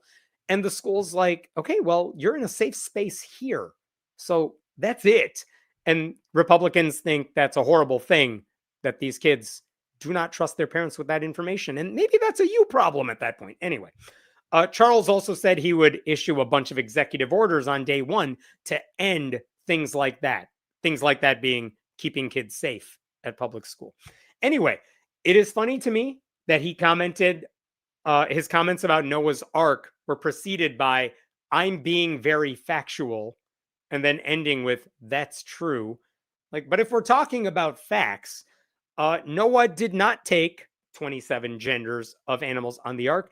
He also did not take 2 genders of any animals on the ark. In fact, he took 0 genders of any animal on the ark because it never happened. And you're insane if you believe that. It's also not true that the inevitable inbreeding happened as a result of Noah's Ark, even though that is the logical result of that. But Bobby Charles believes it all. It's fact. You know, for a guy who thinks kids have wacky beliefs, here's a grown-ass adult talking about Noah's Ark like it's literal history. I saw one comment online which said, of Noah, you know, I've never met a 900-year-old person, but I've met plenty of trans people. Fair point. And then at the very end of that clip, Bobby Charles echoed that right-wing talking point about how some kids think they're furries and they secretly think they're cats and they need litter boxes in the classrooms because that's how cats do it. And I can't believe I need to say this again. That's not a thing that happens. There are instances of kitty litter boxes in classrooms, but not because kids think they're furries. It's because school shootings happen. And in the case of a school shooting threat and your classroom gets locked down, kids are not allowed to leave classrooms. And what happens if they need to pee? Well, the best thing you could do is put a kitty litter box there so that a kid can pee somewhere without the odor. I mean, it's a sad situation. Welcome to America right there. That's why kitty litter boxes are in classrooms. It's not because kids walk around as cats. You have to be an idiot to believe that. Or a Republican, or the same, or the both, whatever. One LGBTQ media outlet pointed out that maybe he felt comfortable saying all of this stuff because he knew what audience he was speaking to. He was on a Christian podcast speaking to Christian voters. And the group he was talking to, the guy he was talking to was the head of that group. That group has lobbied state officials to apply a biblical approach to government, and they have advocated for barring gender-affirming care for youth while allowing conversion therapy in the state, which doesn't work. So for a man who claims to care about the facts, Bobby Charles should be aware that, and I'm quoting the advocate here, national groups like the American Medical Association, the Endocrine Society, and the American Academy of Pediatrics have continued to support gender-affirming care for minors. But that's the man who is about to become the Republican nominee for governor of Maine. That is the best option that Republicans found in their state to lead it. That's the best of them. And it's not just that he's wrong about a handful of issues, but like he's wrong about important issues. Because if he thinks he's offering voters a platform built entirely on misinformation and bigotry, I don't know what audience you are clamoring to. Women who are pregnant don't need lectures from this guy. The existence of trans people is not a political debate, it's just reality. And the fact that he's repeating hoaxes that only exist on disturbed right-wing corners of the internet should be a warning that he does not know how to obtain accurate information, which is something voters should care about if someone's governor. Disturbing stuff. And it didn't get attention because people are focused way too much on random stupid tweets and messages that Graham Plattner sent a long while back. All right, I will stop there. See if there's any questions here. Those litter buckets are also in place where tornadoes and hurricanes are common too. Thank you for pointing that out. All right, I'm going to jump to the next story. Give me a second here.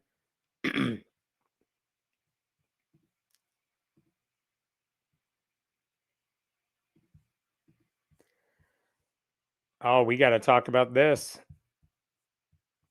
Okay. We have to talk about what the Southern Baptist Convention just did. That's been in the news all week. It's a big deal if you are a Southern Baptist, and it probably got drowned out by all the other news if you're not a Southern Baptist. But this is the headline from the New York Times. Southern Baptists pick pastor favored by right-wing faction as president. And basically the deal here is Southern Baptists gather every year somewhere in the country.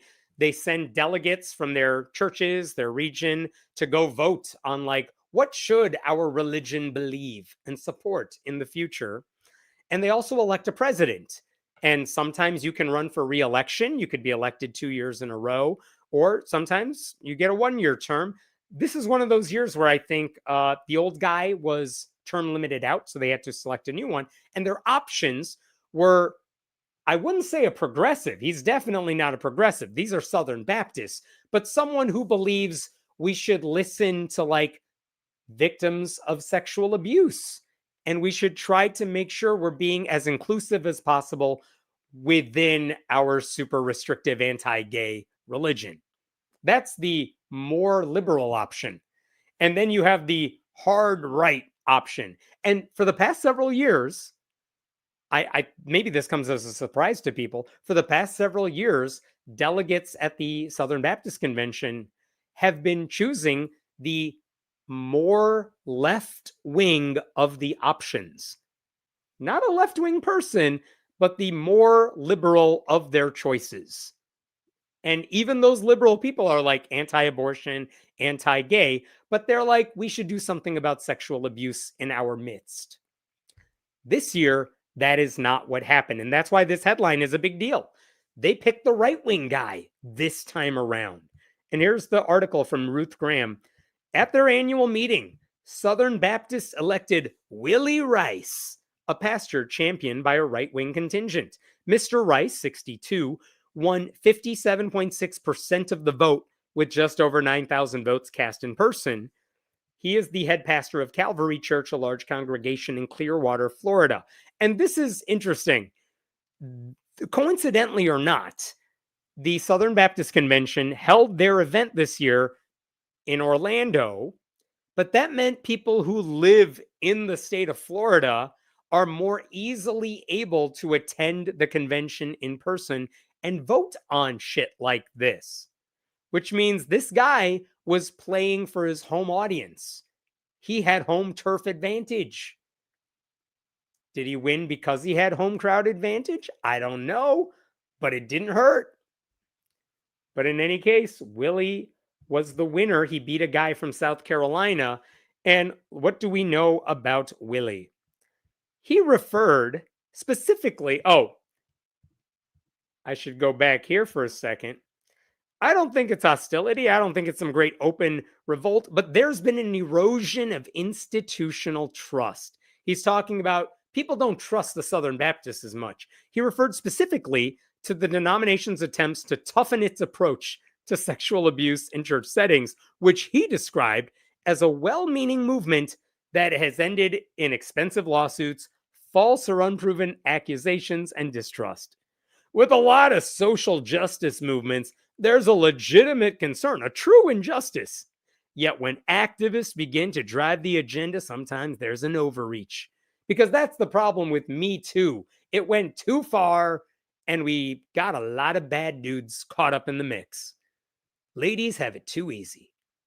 He said a course correction was already well underway, noting that the topic had barely been mentioned at this week's meeting. And everyone knows if you just don't talk about sexual abuse, it magically goes away. So that's the guy they picked as their leader. I want to show you something that Willie Rice wrote in 2024. And just to give you some background here, a couple of years ago, there were newspaper articles that basically pointed out that the Southern Baptist Convention, much like the Catholic Church, had a massive sexual abuse problem. And the problem is that all of these churches, so many of these churches were hiring people without doing background checks, or they were allowing people who had committed acts of abuse to stay in roles within church leadership. And the problem with the Southern Baptist Convention, well, one of many problems, is that at least with the Catholic Church, there's a hierarchy. So you can go top down. You can institute reform so that we know that when you pass a priest along from church to church, that's something that got the stamp of approval from a higher up. Southern Baptists, on the other hand, that's just a group of thousands and thousands of churches that are all independent. And they have like a small team of executives at the top that handle missionary trips and things like that. But there is no hierarchy. And so one of the suggestions was years ago when these reports came out, why don't we have a database of people who have been credibly accused of abuse? And the higher ups basically said, if we do that, it's just a whisper network and we might get sued by anyone who's on that list. So let's just not do that. And then we can just plausibly say, we have no control over any of these churches. So, it's on them. And essentially, they brushed aside their obligation to do anything as a denomination. And by the way, when these reports were made and internal investigations were conducted by the old regime, they pointed out that, who else is an abuser? A lot of people who have been in positions of power within Southern Baptists, people who ran seminaries, friends of theirs who ran seminaries and were higher ups in the Southern Baptist Convention. They're all sexual abusers. And so this is what they mean by like a lot of good people were caught up in all of that investigation stuff. So this is what Willie Rice said 2 years ago. A Southern Baptist Convention odyssey. Waking up is hard to do. I'm going to scroll down to the interesting section. I should tell you, Willie Rice ran for president of the SBC a few years ago and he lost. This time he won. But look at what he says down here about the investigations into sexual abuse. I now believe the sex abuse reform movement had gone off the tracks almost from the start. What I experienced led me to the conclusion that this wasn't about stopping the sexual abuse of children. It was about much more. There was an agenda almost from the start, that had more to do with stopping the nation's largest group of conservative Christians and forcing a directional change than serving our churches and protecting the innocent. Think about what he's saying here. When all these victims and advocates for the victims said we need to have like a Me Too movement within the Southern Baptist Convention, he is saying there was an agenda, and their agenda was let's stop Southern Baptists from having power, which is not true. They are Southern Baptists. They were within the tent, and they're saying we need to reform ourselves from the inside.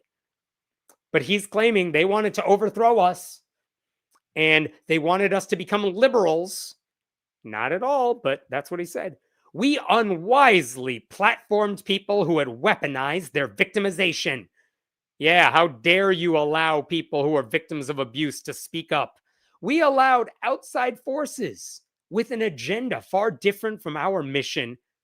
Those outside groups were like, hey, don't do the abuse. We allowed outside forces with an agenda far different from our mission to co-opt our organization and pressure us into unsound choices like caring about victims. We permitted secular voices to shame us. You're welcome. And pressure us into accepting assumptions that were erroneous and accusations that were laced with pernicious motives. We saw some in our own convention use this moment to gain a larger platform for themselves, allowing them to write themselves as heroes in a novel of their own imagination. He is, I think, referring to people who said, hey, less abuse. Those attention whores. We allowed embittered and embattled leaders to use this moment to exact personal vendettas against people who were credibly accused of abuse and carry out political hit jobs. And in the middle of it all, thousands of sincere Baptists who genuinely wanted to solve an embarrassing and tragic problem gave the benefit of the doubt and got caught up in the stampede. The results have been disastrous. Good people have been slandered. No, they haven't. And millions of dollars have been flushed down the drain. Millions of dollars used to investigate abuse. Our movement is divided. And right now, we don't seem any closer to some imaginary solution that those steering this reform movement keep assuring us is out there. Yeah, the movement is divided between people who care about sexual abuse as a problem and people who are like, let's just look the other way. Willie Rice is on team look the other way. And then he says, the Southern Baptist Convention got the Brett Kavanaugh treatment, and probably for the same reasons. Brett Kavanaugh is an alleged attempted rapist, and no one investigated that because Republicans shut it down before it could be done. And now he has a lifetime job with control over all of our lives. And this guy is like, they treated us like they treated him, which is to say, there are credible allegations of abuse, and some people said we should look at that. And the Southern Baptists said, we don't want you to. And now they're comparing themselves to their hero, the attempted rapist. The first rule of holes, which, by the way, if your whole denomination is accused of sexual abuse, maybe don't start a sentence with the first rule of holes. But whatever, what do I know? The first rule of holes is not to get in one. Can we just spend some time on that line? I mean, that's a great message from the Catholic Church, from the Southern Baptist leaders, purity culture advocates. The second rule is when you're in one, quit digging. I mean, I'm pretty sure that means you're doing it wrong. What do I know? We've gotten ourselves into a massive hole. That's the problem. We know. We need to quit digging. The problem with holes is that you're an a-hole, and this is what Willie Rice represents, and now he is the president of the Southern Baptist Convention. But wait, that's not all that happened this weekend, because There was another thing on the agenda for this week's Southern Baptist Convention. They decided to take a vote on whether to let women speak in positions of authority. For years, they've been trying to ban women from holding positions of power in Southern Baptist churches. And they wanted the ability to say, if you're a church that allows a woman pastor, we have the right to kick you out of the club. Famously, Rick Warren, the guy who wrote the Purpose-Driven Life, that guy who has one of the biggest churches in the country in California, he is getting older. He nominated his successors, and they included women as pastors.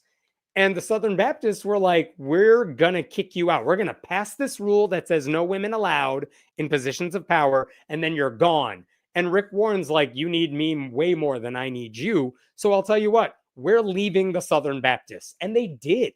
And a couple of really big mega churches quit the Southern Baptists because they were like, when we are preaching bullshit and we're preaching anti-gay and anti-abortion rhetoric, we think it's cool if women are the ones saying it. And so they quit the SBC. But the funny thing is that rule has not actually passed. They've been trying. And the way it works in the SBC is if you want to pass a rule like that, you need 2/3 of the people at the convention to say yes to it 2 years in a row. And like the first time they proposed it, it didn't get the 2/3 vote.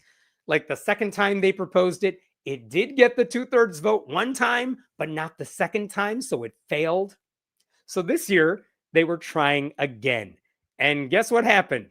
Here's another article from the New York Times. Southern Baptists move to strengthen ban on women pastors. Here it is. The Southern Baptist Convention moved on Wednesday to strengthen its prohibition on women as church leaders and preachers, voting decisively to add language to its constitution clarifying that its churches do not affirm, appoint, or endorse women as pastor. The motion passed easily with 75% of some 8,000 votes. Now it has to pass again next year, again with the 2/3 majority, to become a real rule. But they did it. They passed it this year, and we'll see if it happens next year. Now, one of the issues with this is that they don't define pastor. So they say no women pastors. But what happens if you say there's the head pastor, the senior pastor of a church, and his wife, and she just wants to talk to the congregation about something womanly? Does she count as a pastor? Well, she's in the pulpit, but she doesn't have a title. Does that count? What if you're a woman who's not listed as pastor, but you're the head of Bible camp, or you're the head of like the youth ministry? Does that make you a pastor? Because you are a leader, but you're not technically a pastor. Like no one knows what this means. And this is something some of the liberal SBC members, by which I mean they're on the far right, but they're on the left side of the far right. Here's what they said. Some voters or messengers expressed concerns that the amendment left open crucial questions, including whether it could be used to oust churches that don't have women preach or hold the title pastor, but allow them to function in other ways that other Southern Baptists disagree with, such as supervising male employees or volunteers. What if you're just a supervisor? Are you allowed to do that? No one knows. The rule doesn't say. But the Southern Baptists, if they can pass this rule again, they would have the ability to decide it on the fly, I guess. Because ultimately, what is the moral of the story we're seeing, whether it's the election of Willie Rice or this vote to not allow women as preachers? The rule is, let's not listen to women. That is what we are taking away from here. If they say there's abuse within the circles of the Southern Baptist Convention, they should be ignored because we've gone too far in that direction. And if they want to speak to the church, or they are like the staff officer in charge of the manager of everyone on staff, well, that's a position of authority. And the Bible says, no, Jesus hated women. What's funny about this is the churches that are most affected by this are like the mega churches. They've already left. So who's affected by this? Look at this. An investigatory committee reported to attendees on Tuesday that it received 44 reports of Southern Baptist churches with women pastors in the last year. Ultimately, 20 of those churches voluntarily withdrew, and the committee recommended 10 others should be kicked out.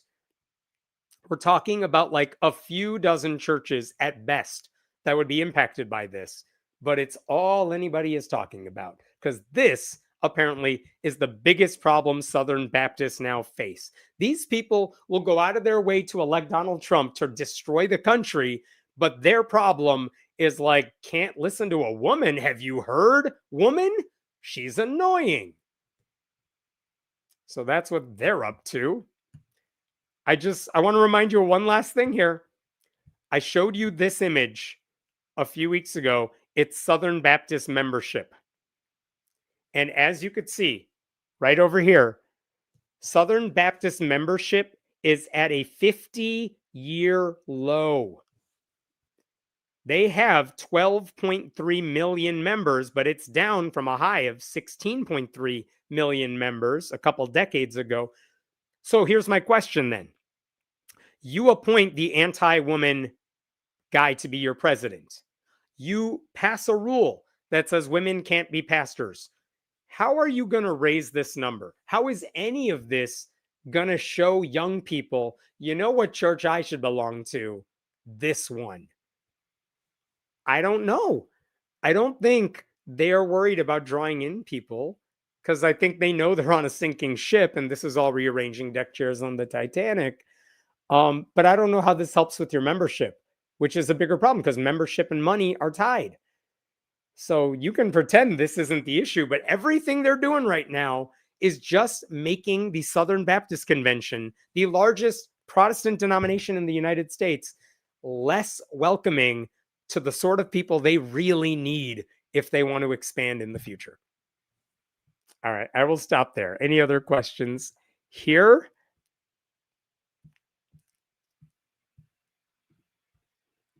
Is there something wrong with the water in Florida? I mean, famously for decades now, I would assume. I mean, the alternative is there's some other explanation for what's been going on in Florida, and I would hate to think about that. All right, I'm going to jump to a different story. All right, I got a good news one for you. You deserve something nice. Give me a second here.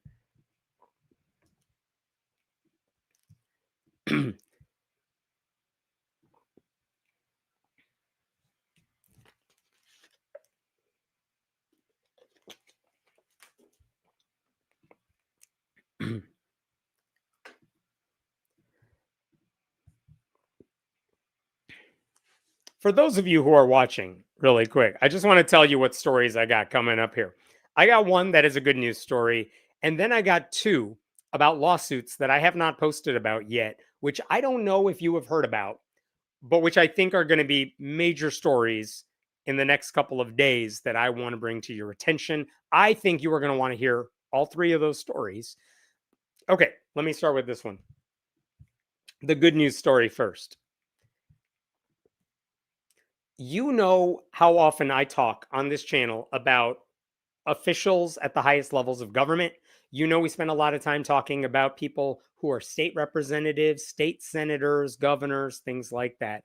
But it is very important to remember that most elected offices at the local level are held at the local level. Like your neighbors, your friends, these are seats that anyone around you could hold. There are more positions out there for city council and school board than there are for state representative and congressperson, right? And those local seats are the ones that have the biggest direct impact on your life. I would urge anybody watching this at any time, if you agree with my views, please consider running for local office. We need good people in good local seats, right? And so several years ago, a personal friend of mine, Neil Polzin, he decided to take that leap. And I'll tell you really quick, I first met Neil like over 2 decades ago. We were both on the board of a group called the Secular Student Alliance, which helps college atheists. And I got to know Neil there. I really liked him. But his activism didn't stop there because once we separated, went our separate ways from that board, he was an Eagle Scout. And it turned out he was running a Boy Scout affiliated summer camp. And because he was openly non-religious, he was kicked out of the Boy Scouts. He was kicked out of that job. And he had no legal argument. It's a private group. They're allowed to kick you out if you're openly atheist. But he did use his voice to go public about that discrimination. And I appreciate that. He also later served as board chair of Camp Quest, which is a summer camp for the children of atheist parents that is nationwide. He was director of Camp Omni, which is a secular summer camp in California. So this guy has been a lifelong activist in the nonprofit world. He kind of just wants to make life better for other people. I love that about him. He's just a decent guy, right? So when he says, I want to run for local office, it's like, hallelujah, that's exactly the sort of person you want to see run for office, right? So he started feeling that way after 2016, after Donald Trump won. He wanted to get involved, partly because where he lives in California, Covina, California, the local city council was made up of a lot of conservative Christians doing conservative Christian things. And for the sake of time, I'm not going to go over all the conservative Christian things they do, but his city council was run by conservatives. And he's like, maybe I should run for that seat instead. So he started speaking up at public meetings. He started making public comments during city council meetings. He challenged any constitutional lapses. If he thought they were violating the Establishment Clause, he knew who to get in touch with. And he was the point person to fix that stuff. And in 2022, let me back up. A couple of years ago, he ran for city council, and unfortunately, he lost. That's the way it goes. It happens sometimes. However, he learned from that experience. And in 2022, there was an opening for city treasurer. So he ran to be city treasurer, and he was running against a 2-term Republican. And guess what? He won that race. So since 2022, my buddy Neil has been the city treasurer of Covina, California. So that's been 4 years now. He's been fighting on behalf of taxpayers in his city, urging fiscal responsibility all around. Sounds like he's an island of sanity in an ocean of conservative bullshit. That's just me. But that's why you want someone like that. You want one reasonable person, at least, making some decisions there. So he decided he's going to run for re-election. That is what just took place. Remember the California primary with the governor's race and who the hell's going to be there? His election took place on the same day of that primary. It was a primary for those state offices. It was an election for him. But this time around, now people got to know him. Now he's not just the city treasurer. He's the guy who's outspoken. And they've made the connection that it's that guy. And I want to tell you about how right-wing groups tried to block him from winning another term in office. And there's 2 ways they did it. The first is there was an outside PAC, Political Action Committee, that decided to scare people away from voting for Neil. And I need to give you a little background here. Last year, there was a little bit of a local controversy because there was a Christian church that rents meeting space at a public school district. And that's okay. Public schools routinely lease space to outside groups on weekends. It's a way for the district to make some money. And there are some ground rules that all these groups need to play by. Fine. Churches do that all the time. They can't afford their own building. They meet in a high school. But in this particular case, it turned out that this church was leaving storage items in the school. That's not allowed. They were accessing the building outside their rental times. That's not allowed. They were violating fire codes because they were setting up chairs that blocked fire exits. They can't do that. And so this was all going. Oh, and the other thing is there are other people who use the school when church is in service. Let's say on a Sunday morning, they were attempting to get those other visitors to come to their church services. They were proselytizing to other people. All of this violated their contract. So Neil, working as a private citizen, just wrote to the school board saying, I'm very concerned about what I hear is going on. I would like to get public records about this. I would like the district to follow its own policies. And he even pointed out at one point that if there's another group, like a pro LGBTQ group, that wants access to this space, he will personally pay the rental amount for that space. Because he also heard that the school district was giving the church a sweetheart deal. They were not even paying the rental fees they were supposed to give. And so all this stuff is happening, and Neil's just like, give me the documentation. Let me build up a case for a potential lawsuit. He didn't say that, but that's kind of what he was doing. And then at one point, it turns out, guess who else is interested in starting a club at that same school district? It's the Satanic Temple. They wanted to start one of their after-school Satan clubs at that school district, and they want the same deal that this church is getting. And it turns out Neil was their point person for this, or at least he became the point person for this. So at one point in their emails, I want to show you what Neil wrote to the school district after going through everything I just explained to you with the church and all of that. This is an excerpt from the email to the school. On a more positive note, I would like to introduce you to a few people. He's writing to district officials. First, June Everett. They are the national campaign director for the After School Satan Club program of the Satanic Temple. I told them of how accommodating you are to rental groups and my offer to sponsor and pick up the costs for an inclusive group to use rental space. The Satanic Temple is very interested in starting to use the facility to meet right away, including the same ability to display banners and other promotional materials on campus during their rental that I have documented you allowing for other rental groups. Unlike the hate church, which was another issue, they are open to all. I'm sure they would love to have the board visit their first meeting. I love the passive aggressiveness of it all, but Neil is making a very good point here.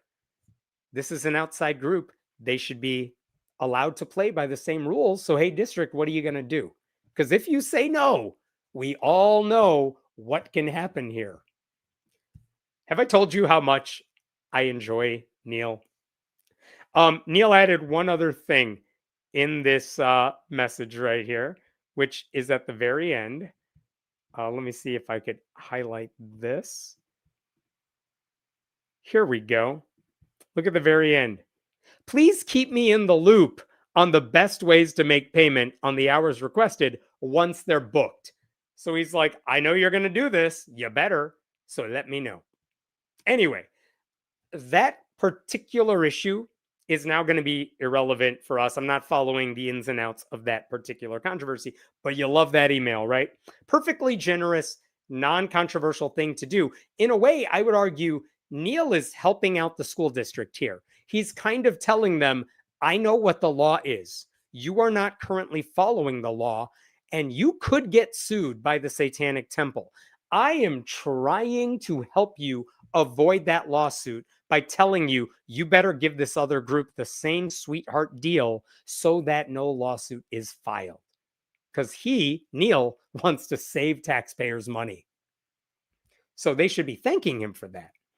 But I would also point out, none of this had to do with his government job. He was city treasurer this whole time, but he wasn't acting in that capacity. He was writing from his private personal email address.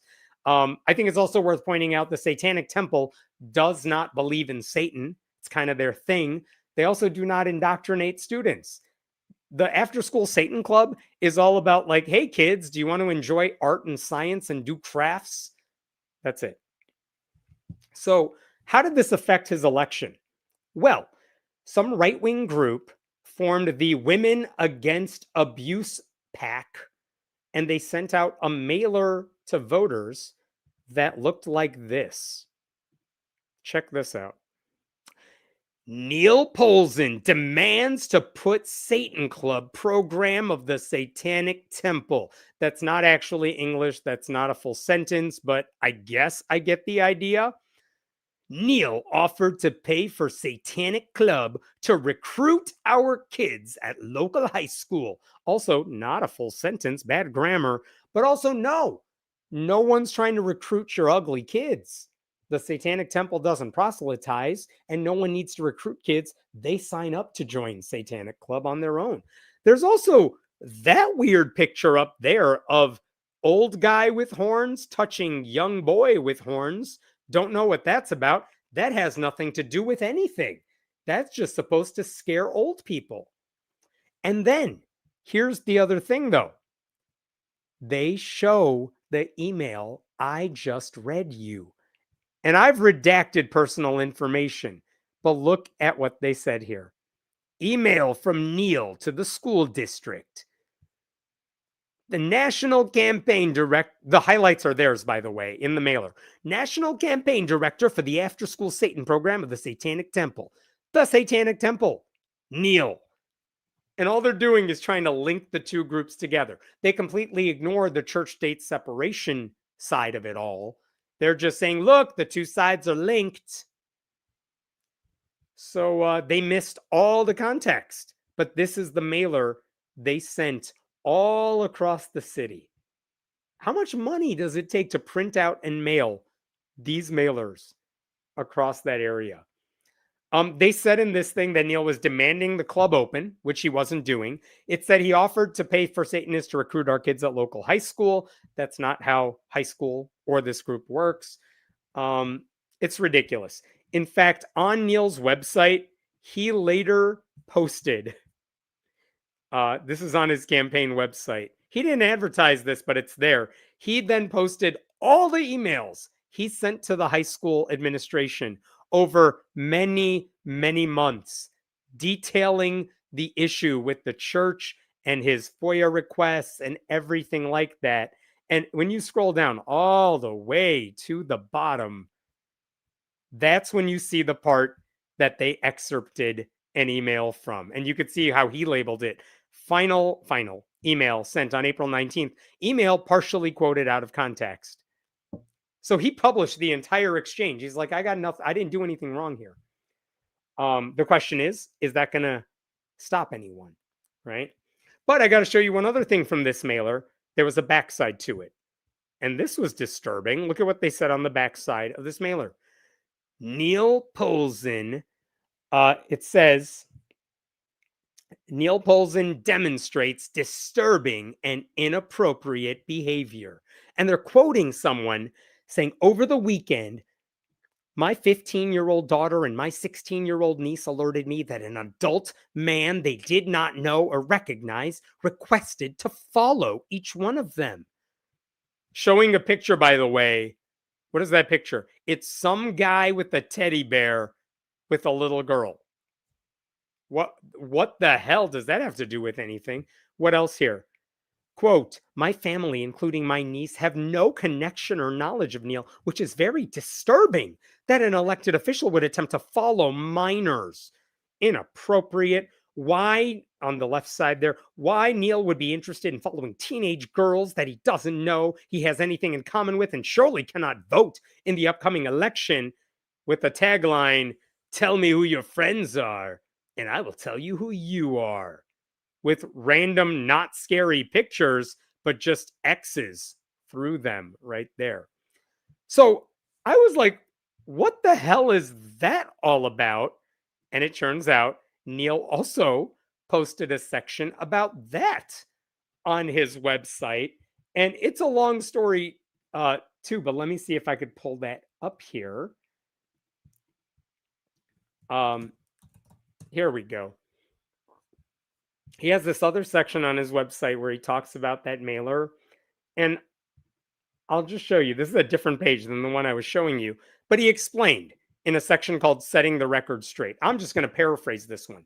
He says that when he decided to run for re-election, or maybe early on, he had social media accounts, but he wasn't really utilizing them. He's already in office. What does he need it for?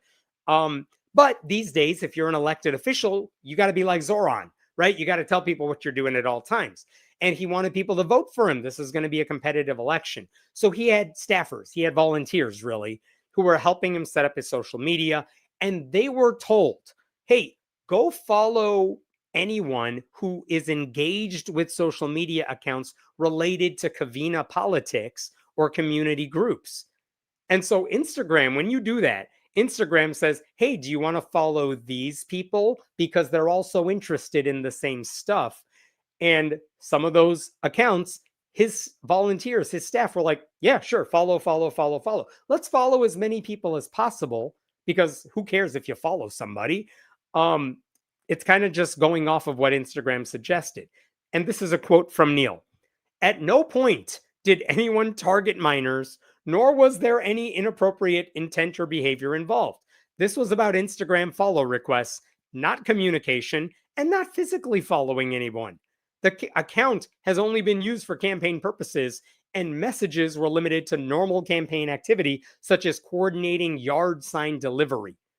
So basically, the campaign followed everyone who was also interested in city politics. Some of those people may have been teenage girls, so they got the message saying, hey, Neil for California or Neil for Covina is following you. That's it. He didn't talk to them, and like there was no intent. It's not like Instagram said, this is the account of a 16-year-old. That was it. And Neil actually pointed out at the end of this, because I think this is something very normal to post. What is being portrayed as something sinister has a straightforward explanation rooted in how social media campaigns commonly build local visibility and connections when starting a new account. And I will just say that makes total sense to me. If I were launching a campaign, I would want to follow anyone in my community who appears to like our congresswoman or follows local politics. And it would be a lot easier to just say, follow all of them. Maybe some of them are following me then too, because I'll get recommended to them. And then it'll be easier for me to disseminate my message. So nothing weird about that, right? That is part one. That is what a mailer was doing to convince people Neil is evil. He's a Satanist. He likes little girls. None of that is true. But there was one other thing. It's a smaller thing, but I do want to bring it to your attention, which is that he was running against basically a conservative Christian Republican. There's a lot of them in that community. And that guy's name is TJ Nass. And at one point back in March, the church TJ goes to, it's called Hearts on Fire Church. The pastor brought TJ on stage and basically said, hey, everyone, TJ is running for office. He needs our prayer, implying that you should vote for this guy, which is a violation of the Johnson Amendment, I would argue, but no one seems to care about that anymore. And later in the sermon, that pastor did one other thing. Listen to what he says about TJ Nass. I'm going to pray over you today, whether at home, in your marriage, or the workplace, or the community, or like TJ Nass. You know, we're praying this brother gets voted into office as the county treasurer. Be a blessing, be used by God. Amen? He said, we're praying that brother TJ Nass gets voted into office as county treasurer. How it doesn't get more Johnson Amendment-y than that. But even setting that aside, the Johnson Amendment of it all. So you have right-wing groups plotting to take down Neil by accusing him of these horrible, horrible things. Then you have right-wing groups boosting up his opponent at church, telling people to vote for him, including the pastor from the pulpit.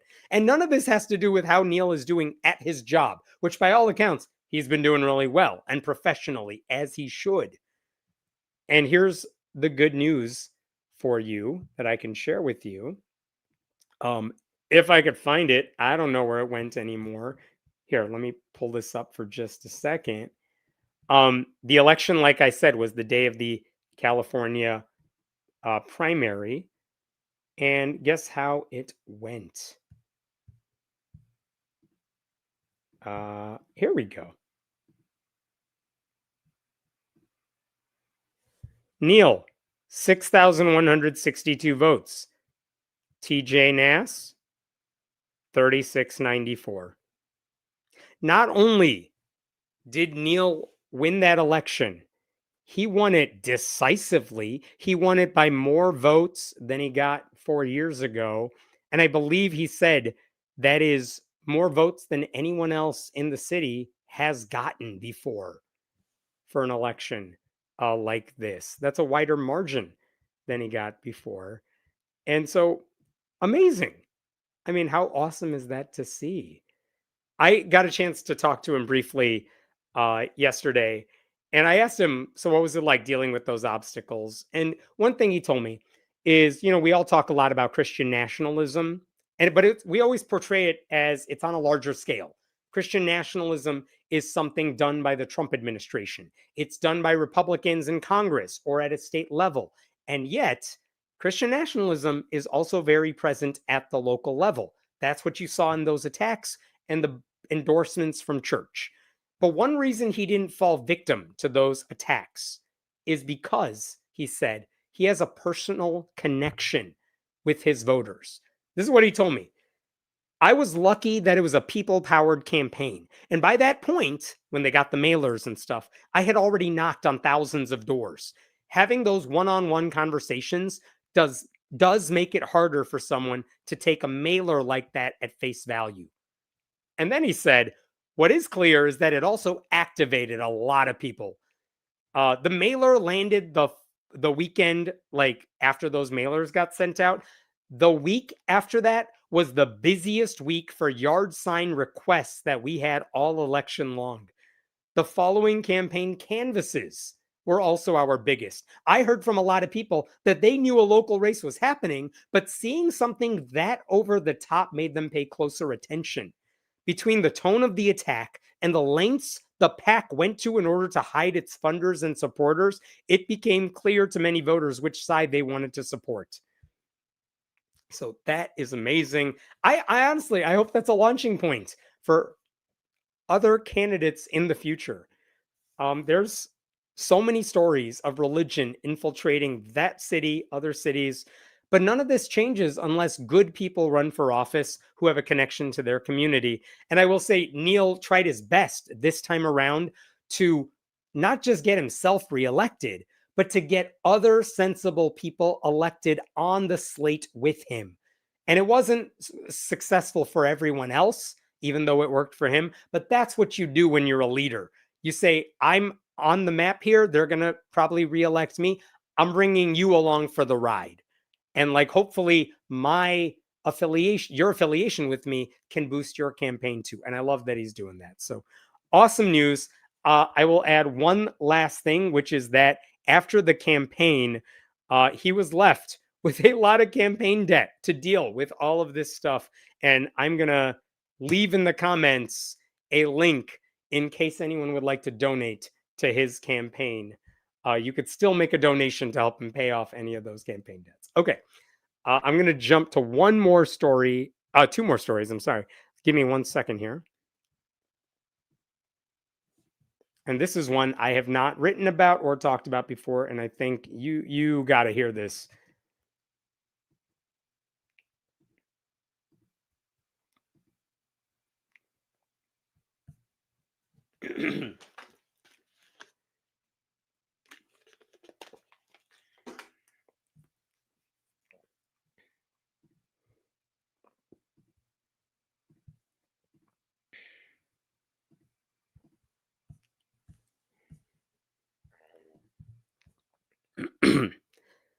Okay. Every now and then, someone sends me a link to a story, and my favorite thing to do, because, I do this stuff full time. My favorite thing to do is someone sends me a link, and I'm like, I haven't heard that story before. Let me look into it. And then I end up going down the longest rabbit hole. And it happened multiple times today, and I've been working on stuff all day, specifically to get ready so I could talk about it here too. But this story is so infuriating, but it touches on religion and high school and LGBTQ issues and so many things we talk about. It's also infuriating.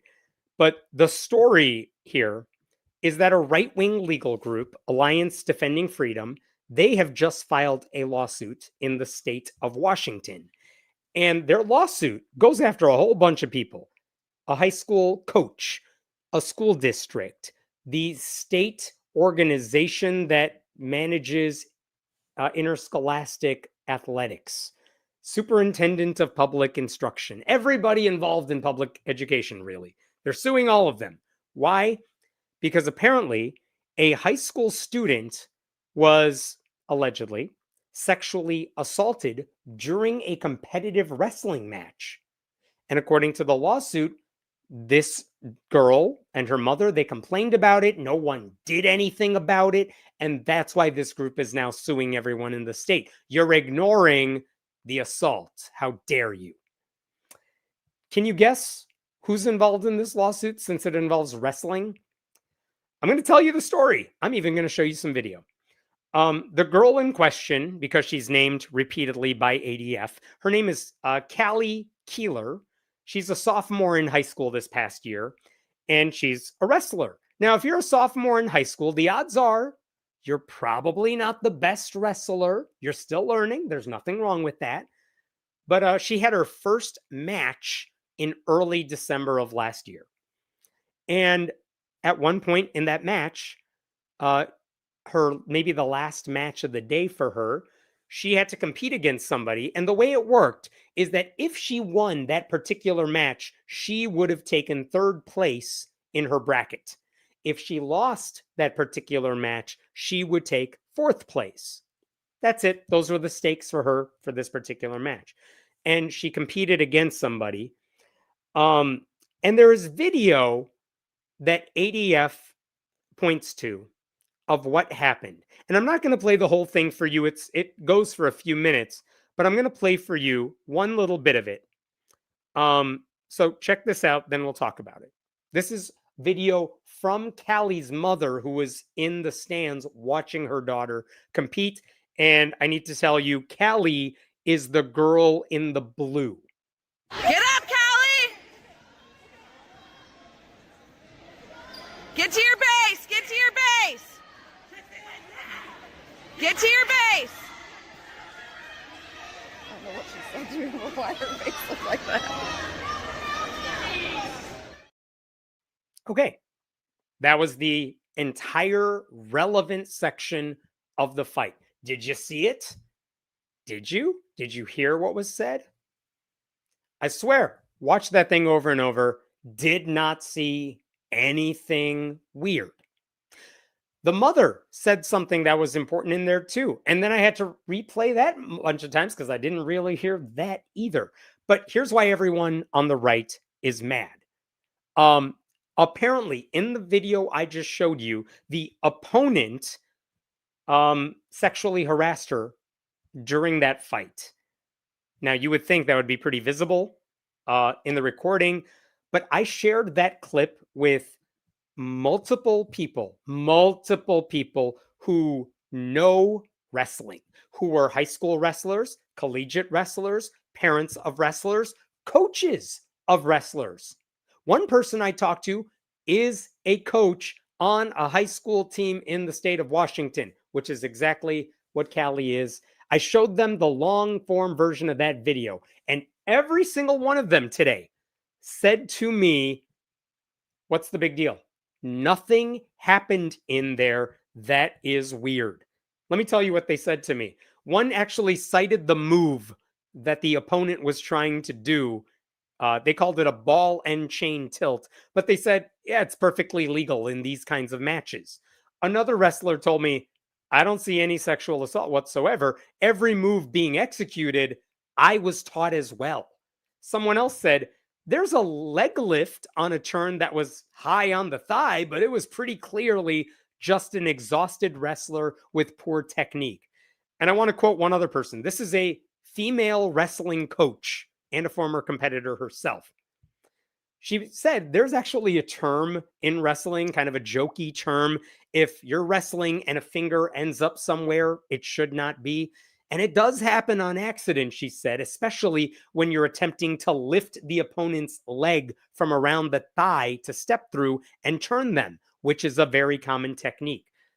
Quote, but when I watched the match, nothing seemed malicious or intentional. She added, I will also point out that after the match, no one said anything to the ref or went to the officials table after the match to make a complaint, which is typically what you do if you have a problem as serious as they are claiming.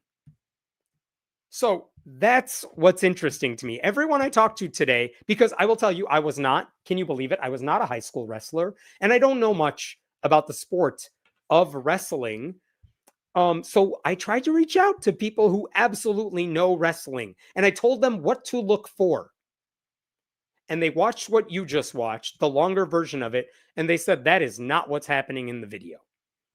From an outsider's perspective, these are clean wrestling moves. They were sloppy wrestling moves, but that's what you would expect from sophomores who are not like winning the tournament. And I say that with the best of intentions. Some sloppy wrestling moves in there, but very legal wrestling moves. Okay, so what's the issue here? Why did Alliance Defend Freedom just file a 74-page lawsuit about all of this? Because apparently after that clip, a coach came up to Callie and her mother and said, "Hey, you know that opponent you were just fighting? It's a trans student. It's not another girl, it's a trans boy." Something like that. And this is the way the lawsuit opens. I'm showing you like lines 1. Introduction of this lawsuit. Check this out. Lies hurt people. In this case, girls. Enforcing the lie that boys can be girls, Washington lets boys take girls' sports in privacy. And in this case, sexually assault a girl during her own wrestling match as her mother watched in disbelief. Did you hear the mother in the recording I played for you? She was like laughing her way through it. Or she was just saying, "Callie, do this, Callie, do that." I've been to youth soccer games. That's what every parent does. Like, "Hey, goalie, get in the goal." You're all coaching your kids at these types of events. What I did not hear is the mother saying anything like, "Oh my God, what did that opponent do to my daughter?" You didn't hear anything like that. And also, like, what? What are we talking about? So, of course, this is about ADF going after a trans student. But in the video, like I said, the mother's reacting like any parent would. The lawsuit then goes on to describe the assault. And listen, fair warning, they misgender the opponent the entire way through. But for the sake of this, I'm just going to show you the segment from the lawsuit. Number 3. During the match, the male athlete sexually assaulted Callie, shoving his fingers through her spandex clothing. You can read the rest of that for yourself, and holding the position for several seconds. Visibly distressed, Callie shouted to her mother, who was video recording the match, that the opponent's fingers are in my coochie, I guess. I'm not really sure why that needs to be asterisked out. To stop this, Callie allowed the male wrestler to pin her. Shortly afterward, she found out the athlete was male and felt violated all over again. Now, to be clear, having watched the video, again, I didn't see any of that, but you would argue maybe that's because I'm not well versed in wrestling. I don't know what to look for. So again, like I said, I asked a number of people who have experience in wrestling if they saw something that I was missing. 100% of them said, "I'm not seeing anything," even before I prompted them, I will say. But the facts have never gotten in the way of a good culture war narrative. So what's the rest of this lawsuit? My favorite thing in this lawsuit is they point out how devastating all of this was for Callie because, and I want you remember Riley Gaines? Riley Gaines is the swimmer who took 5th place at a meet, and she tied with a trans swimmer. And so even if the trans swimmer wasn't there, Riley Gaines would have taken 5th, but she was sad because she didn't like get the trophy for 5th place to take a picture with. And now she's on Fox News all the time. That's Riley Gaines. Here's what they said about Callie. Line 70, number 75. Let's all read this with the best dramatic emotions we have. If Callie had placed 3rd in the tournament, she would have been honored at any award ceremonies at the end of the tournament where, if held, she would have stood on a podium and she would have received a medal on a ribbon for her neck. Instead, the male athlete was entitled to be honored at any award ceremonies. The male athlete was entitled to take Callie's podium spot, and the male athlete was entitled to receive Callie's medal on a ribbon for his neck. If Callie had placed third, it would have helped her qualify for league and then state. Like, honey, if you're taking third at a regular season tournament, I don't think you're going to make it to state. But also, why does that entire section read as if Callie was owed a third place medal? Hypothetically, let's say she competed against a cisgender girl who just flat out beat her. Then Callie would have still taken fourth. Would she be whining about that? What if she competed against this trans opponent and Callie won? Well, then she gets third. Would she be complaining about it then? Nope. She lost. And then she found out she lost to a trans person. And then they're like, we got to file a lawsuit. That's the chronology of all of this. Because Christians, as we all know, are owed their I didn't even get second place medal. Interesting point to make here, reading through the lawsuit. After that match ended, Callie did not tell her mother about the supposed sexual assault. And the lawsuit says that's because she was still feeling the shock and violation, which might be true, but like, that's what the lawsuit is all about, that she felt it during the match. Everyone saw it. Her mom saw it. Callie felt it. And then what? She didn't say anything? We know she didn't go to the judges, the refs, but she didn't tell her mother. At one point during the lawsuit, it quotes her mother as saying to someone off camera, I'm going to show you this first. Look at section 71. Her mom was on the opposite side of the mat, so she couldn't see exactly what this wrestler was doing to Callie. I don't know what she said or why her face looked like that, her mom can be heard saying to someone off camera. Did you hear that in this clip I played for you? Here, I'll play it for you again. Tell me when you hear that. Get up, Callie! Get to your base! Get to your base! Get to your base! I don't know what she said to you, but why her face looks like that. I don't know if you heard it that time either, but at the end of that clip, Callie's mother laughs at whoever she's with, and she basically says, I don't know what she just said, and like, I don't know why her face looked like that. Which to me, as a parent who has been to youth athletic competitions, as parent, I'll say this for myself. I've looked at someone and been like, what is my child doing on the field? True story. I have a child who played goalie in soccer. At one point, he's hanging on the top of the goalpost like it's a monkey bar and swinging because the ball wasn't on his side of the field. And we're all just like, that's not how you play goalie. That's not what they do in the World Cup. And we're laughing about it because it is funny. But in this case, her mom's like, why is she making that face? But in the lawsuit, it makes it sound like she made this devastating face. And the mom's like, oh my God, what is happening to my daughter? That is not, you saw the video. That's not what happened. So what happened? Someone after the match comes up to them, says, hey, your opponent is trans. This is news to them. The lawsuit says they were already going to report the assault before they found that out, which, yeah, I'm sure you were. But then after they found that out, they resolved to report both the assault and the lack of notice that she was wrestling a male. And this goes on for pages. They say we contacted the coach and the district and no one did anything. And here, I'm just going to tell you my theory. I don't know this. I'm just making this up. But here's what I think happened.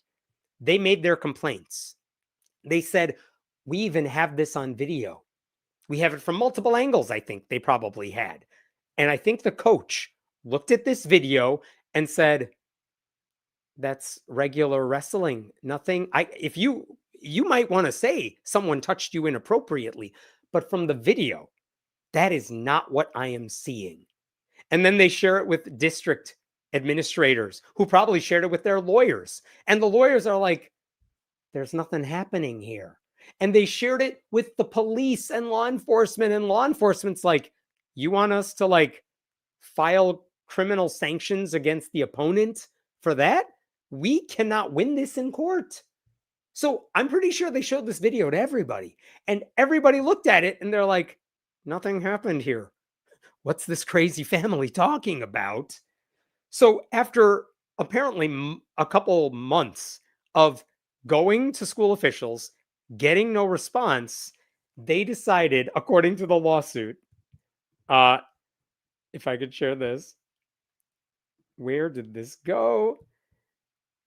They ended up sending it to a right-wing propaganda outlet.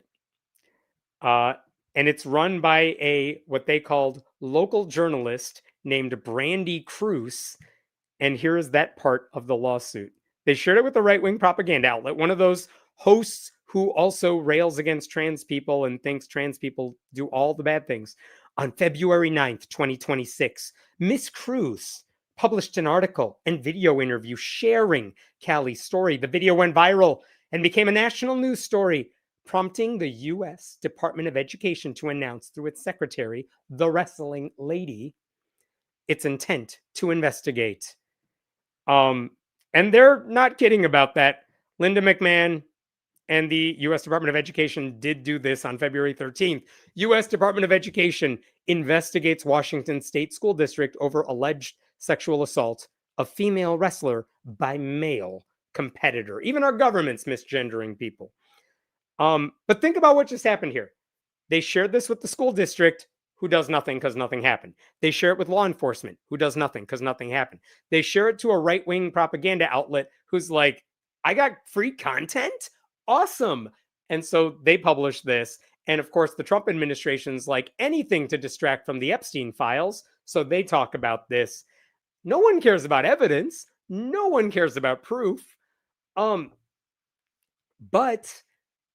I also want to share with you one other thing. Just last week, this is from a news report from literally like this week. Oh no, go away, stupid pop-up ad. I don't want you right now. This is from yesterday. There we go. On June 5th, the Pierce County Prosecutor's Office declined to file criminal charges in the case because it's clear that any potential charges could not be proven beyond a reasonable doubt. In reviewing the case, the prosecutor's office cites a case concerning a basketball game where a player was punched and injured. An appellate court found that a person who willingly participates in sports consents to potentially offensive contact. Further, inappropriate touching of the genitals in wrestling is common enough where it has a nickname, and any offensive or harmful touching was a direct byproduct of the game. Yes, that's what all the wrestling people have been saying all day. Everyone who saw that match is like, listen, it's wrestling. People touch each other. It might look inappropriate to outsiders who don't understand the sport, but like everyone who plays the sport knows what's going on there. Incidental contact happens. And because you're in the heat of the match, your hands might accidentally go somewhere. And you're like, that's not where I meant for it to go. And then you just do your move. I don't know how it works. I'm not a wrestler, but I will tell you this. You know who posted about this match already? J.K. Rowling, because of course she did. And she says, I want those who champion men in women's sport to explain why they're happy to put girls at risk like this. Because J.K. Rowling doesn't know wrestling either. But I found this interesting. Do you see that the video was posted by Kristen Wagner? She's the person in charge of Alliance Defending Freedom. And in the responses to her post with the video, I want to show you what other people said to her. This is amazing because all these people are almost certainly also anti-trans. But look at this. Wait, you're claiming a perfectly normal half Nelson pinning attempt was sexual assault because her opponent was trans? I was a varsity wrestler in high school, and nothing about the clip you posted looks out of the ordinary for two wrestlers on the mat. I'm sorry your daughter felt traumatized. It's not Wagner's daughter. I'm sorry your daughter felt traumatized. And I agree that trans identifying men should not be allowed in women's athletics, but conflating an otherwise normal wrestling match as sexual assault simply because of the identity of your opponent is absurd. Thank you, anti-trans person. What about this person? You do not understand folk style wrestling. Well, I hate this trans ideology shit more than anyone. This wasn't sexual assault. If you're using this video as evidence, it just shows a wrestling match. Hands go everywhere. The boy, misgendering, the boy had her leg hooked to try and roll her onto her back for the pin. Should he have been in a wrestling match with a girl? Yes, I've wrestled girls in high school. I've seen boys be beaten by girls in high school. Unlike other combat sports, there are no strikes. Leverage, stamina, and knowledge play just as much of a role in wrestling as sheer strength. Here's another person, again, responding to the ADF lady. This is called wrestling. You should do some research. Whether or not a biological male should be wrestling women is a whole other question, but this is how wrestling works. Educate yourself. Oh my God. More. As a former high school wrestler, I agree with not letting males wrestle females, but nothing in this video constitutes sexual assault. There isn't a single move or action that would not have been done if it was male versus male or female versus female. Do I got more? I got more because these were so much fun to read. LOL. I grew up wrestling since I was 3 years old. If that video is the video of it happening, you're 100% wrong. That is a legitimate move that I have used all of the time. When you put a half Nelson in and you can't roll them with it, sometimes you grab right on the thigh. There's a move called the high crotch. And I've had multiple times growing up where I felt uncomfortable because I had to wrestle a girl because there's so many times while wrestling that it can feel inappropriate. I didn't read all your stuff, but to start with, there is no wrestling move that requires that. You are incorrect. There are some, many, and the amount of fingers digging into me that I had to deal with because that's the game. But I guess women will always ruin everything. You should have women's wrestling where you can't touch each other. It's just whoever gets offended and starts crying first. So we got a little misogyny at the end there, but even that guy's like, "Don't, what are you talking about?" And finally, this one. This was a rather clumsy attempt to put the other wrestler into a cradle. You see it all the time. You may take issue with these two being matched against each other, but there's no evidence of any assault. Don't try to ruin the kid for not knowing when to try for a cradle. So, my point being, it's not just atheist wrestling people who follow me who say there was nothing happening there. A lot of those right-wing bigots are like, what are you talking about? So, after all of that, that's when they decided to file their lawsuit. And I will show you one other thing right here, which is who are they actually suing, which is interesting in and of itself. Look at what they're demanding. It's very much, they want Kaylee to have like the princess treatment here. The lawsuit seeks to preclude trans athletes from competing with or against Keeler in sports. Declare ineligible any athletes, transgender athletes, from competing in sports with or against Keeler. Require the district to provide notice and opt-out rights to the mother when her daughter is to compete against trans athletes in girls' sports, and correct all records where Keeler lost to a transgender athlete. Correct all records. Do you know how many records people care about when it comes to regular season wrestling matches for sophomores in Washington State? When people talk about the record books, they ain't talking about that. The lawsuit further asks that Keeler is given the chance to participate in sports without academic penalty or eligibility penalty and restore her lost athletic eligibility because she quit the team after that. It also seeks to require all defendants named to provide training to all relevant employees to avoid similar situations in the future. And the way to avoid it is when you are having tryouts for wrestling, if they have crazy ass parents, don't bring them on the team, apparently. The lawsuit also points out that after this happened, Callie's teammates on the wrestling team were like making fun of her. which of course they would, because she's complaining about when she just lost and she's complaining about it. It's like, buck up, get on to the next match. Nothing happened to you. She also says, like, the coach wouldn't talk to her anymore. Yeah, because you're telling the coach that he doesn't know what wrestling is when he sees it. So, like, nobody likes this girl, nobody likes this family, and they use that in the lawsuit as proof that this has traumatized their entire family. I mean, because the goal is to manufacture outrage. It's not about wrestling. It's never about wrestling. That's why in the lawsuit, you know who the ADF never quotes? People who wrestle. It doesn't quote anyone who says that's not how you compete. And it's not even really about a fourth place finish. The bigots are always desperate for stories that make trans people appear threatening, predatory, or dangerous, even during a relatively meaningless high school wrestling match, to gin up material for a federal lawsuit that now has the Department of Education involved. And by the way, ADF, when they announced that they had filed this lawsuit, they also included a link in case anyone wants glamour shots of Callie for when you are writing your articles about her. We have these lovely pictures for you to use, not wrestling, because girl doesn't know how to wrestle. But if you want glamour shots for her, we went out and used our nonprofit resources to take these glamour shots. Please look at this one. She's sad in this one. Use that in your image, please. Please. They included that so that you can write your articles in which you all harass trans people the way Callie's family is. And if advocacy groups like ADF can successfully convince the public that ordinary athletic contact amounts to unfair competition or assault whenever there's a trans athlete involved, like, we're not even having a competition about fairness in sports. If anything, wrestling is more fair than other sports because you're segregated by weight class.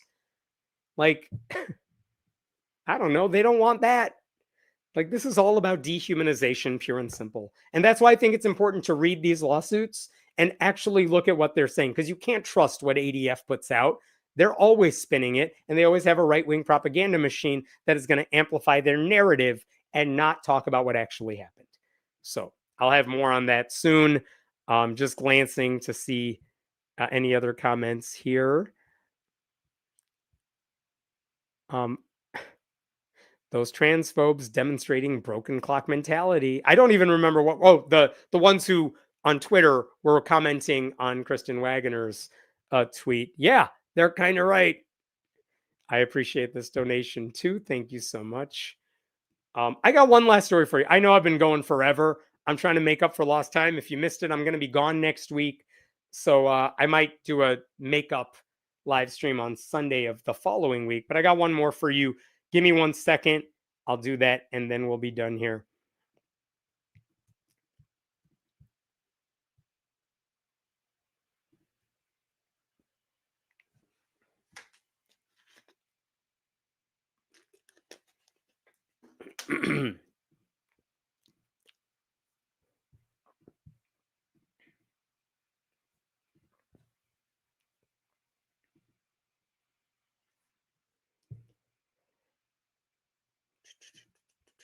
It's just loading up some stuff. There we go.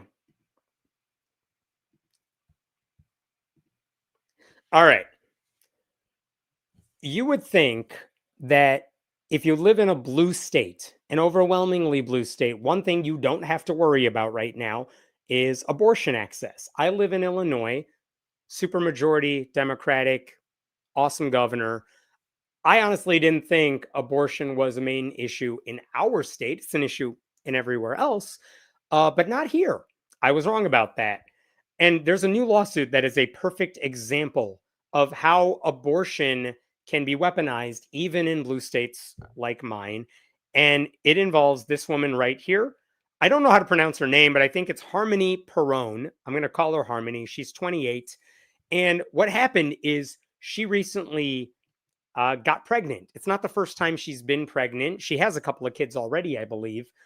But she recently got pregnant, and it turned out she was having an ectopic pregnancy. And without going all biology on you, when you get the fertilized egg, it's not supposed to implant in your fallopian tube, but that is what happened in Harmony's case. And the thing is, she knew about that, and she knew that it happens because it happened to her. Because 3 times in the past, she has been pregnant and had ectopic pregnancies, which is horrifying because that could be a death sentence. And the first time it happened to her, she required surgery because you got to treat an ectopic pregnancy immediately before it ruptures and could kill you. So she required surgery and she lost her right fallopian tube. The second time it happened, she was treated with a drug called methotrexate. And that is a chemical drug that basically prevents that fertilized egg from growing anymore, effectively doing an abortion so that it's not going to blow up and kill you. And so that was good news. She was not harmed, and she could theoretically get pregnant again after the second time having that ectopic pregnancy. So this time around, she gets pregnant. She knows it's a possibility. It could be ectopic because she's gone through it before. And 6 weeks into her pregnancy, she had the same symptoms. And she's like, I know what's going on. But this time she knew what to do. She said, I need to get myself to a hospital and I need the doctor to prescribe me methotrexate. And I need to do it fast. So she and her husband immediately went to their local hospital, which is Advocate Good Shepherd. It's like the northwest suburbs of Chicago. And if you can't tell already, Advocate Good Shepherd is a Catholic hospital. Catholic hospitals are run by the terms and conditions of the United States Conference of Catholic Bishops. And since anything involving contraception or abortion is forbidden in Catholicism, treating ectopic pregnancies becomes more of a hassle. Simply put, Catholic hospitals don't generally allow abortions unless there's literally no other option. And in this case, they were only going to give her the drug if they thought the fallopian tube that she's got left has like 4 seconds away from rupturing, then maybe they'll treat it. But the thing is, Illinois has laws that are supposed to help with this. One of the laws says if a woman comes in an emergency room and she needs an abortion, you're not allowed to say no to her. But like what you are allowed to do, if you're a Catholic hospital and you don't do this stuff, you have to immediately direct her to a hospital that can help her out. That's my understanding of the law. I don't know if I'm 100% right about that, but I think that's what's supposed to happen. But when she got admitted to this hospital, she did not know all these rules. What she knows is that she got admitted, she explained her situation, and she told the doctor, I need methotrexate immediately so I can avoid surgery. And they confirmed this, that she had an ectopic pregnancy through blood tests and an ultrasound. The ER staff says, we can't do anything about this. And they said, we need to consult an OBGYN specialist. And let me show you what happened here. This is part of a lawsuit that was filed later. Look at number 31. An hour later, and 4 hours into her ER visit at Advocate Good Shepherd, ER staff returned and told Miss Perrone that they had consulted with the on-call OBGYN, who was a specialist. They assured her she would be fine and that she did not need surgery. They told Miss Perrone they had made an appointment for her to visit the specialist the next day. Miss Perrone again asked for methotrexate, but was told that the emergency room could not prescribe the medication and she would need to talk to the specialist OBGYN the next day. Though confused, Miss Perrone left the hospital with the understanding that she was under the care of a specialist and would receive the emergent health care she needed in the morning.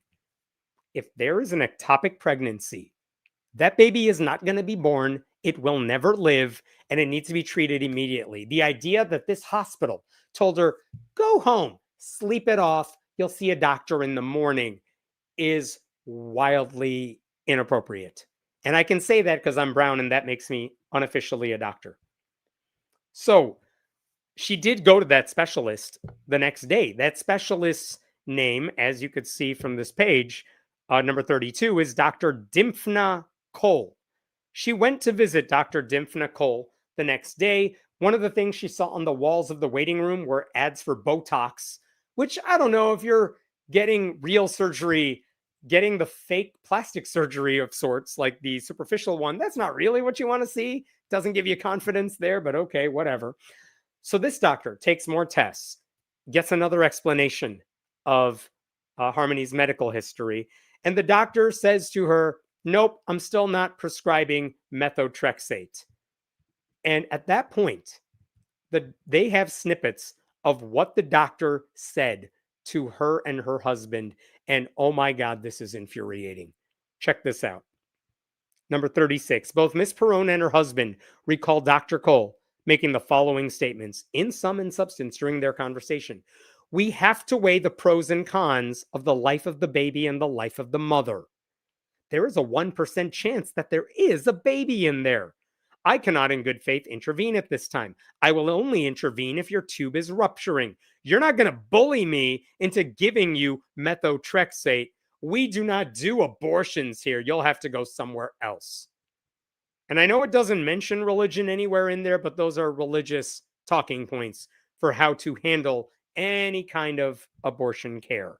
But also, she is a board certified OBGYN. She should know what she's talking about. And this idea that there's a 1% chance that there's a baby in there. No, if it's an ectopic pregnancy, it's never going to be viable. What are you talking about? I know that. I will only intervene if your tube is rupturing. What the hell? So at one point, the doctor cited Illinois law, presumably one that says doctors don't have to perform abortions if it goes against their beliefs.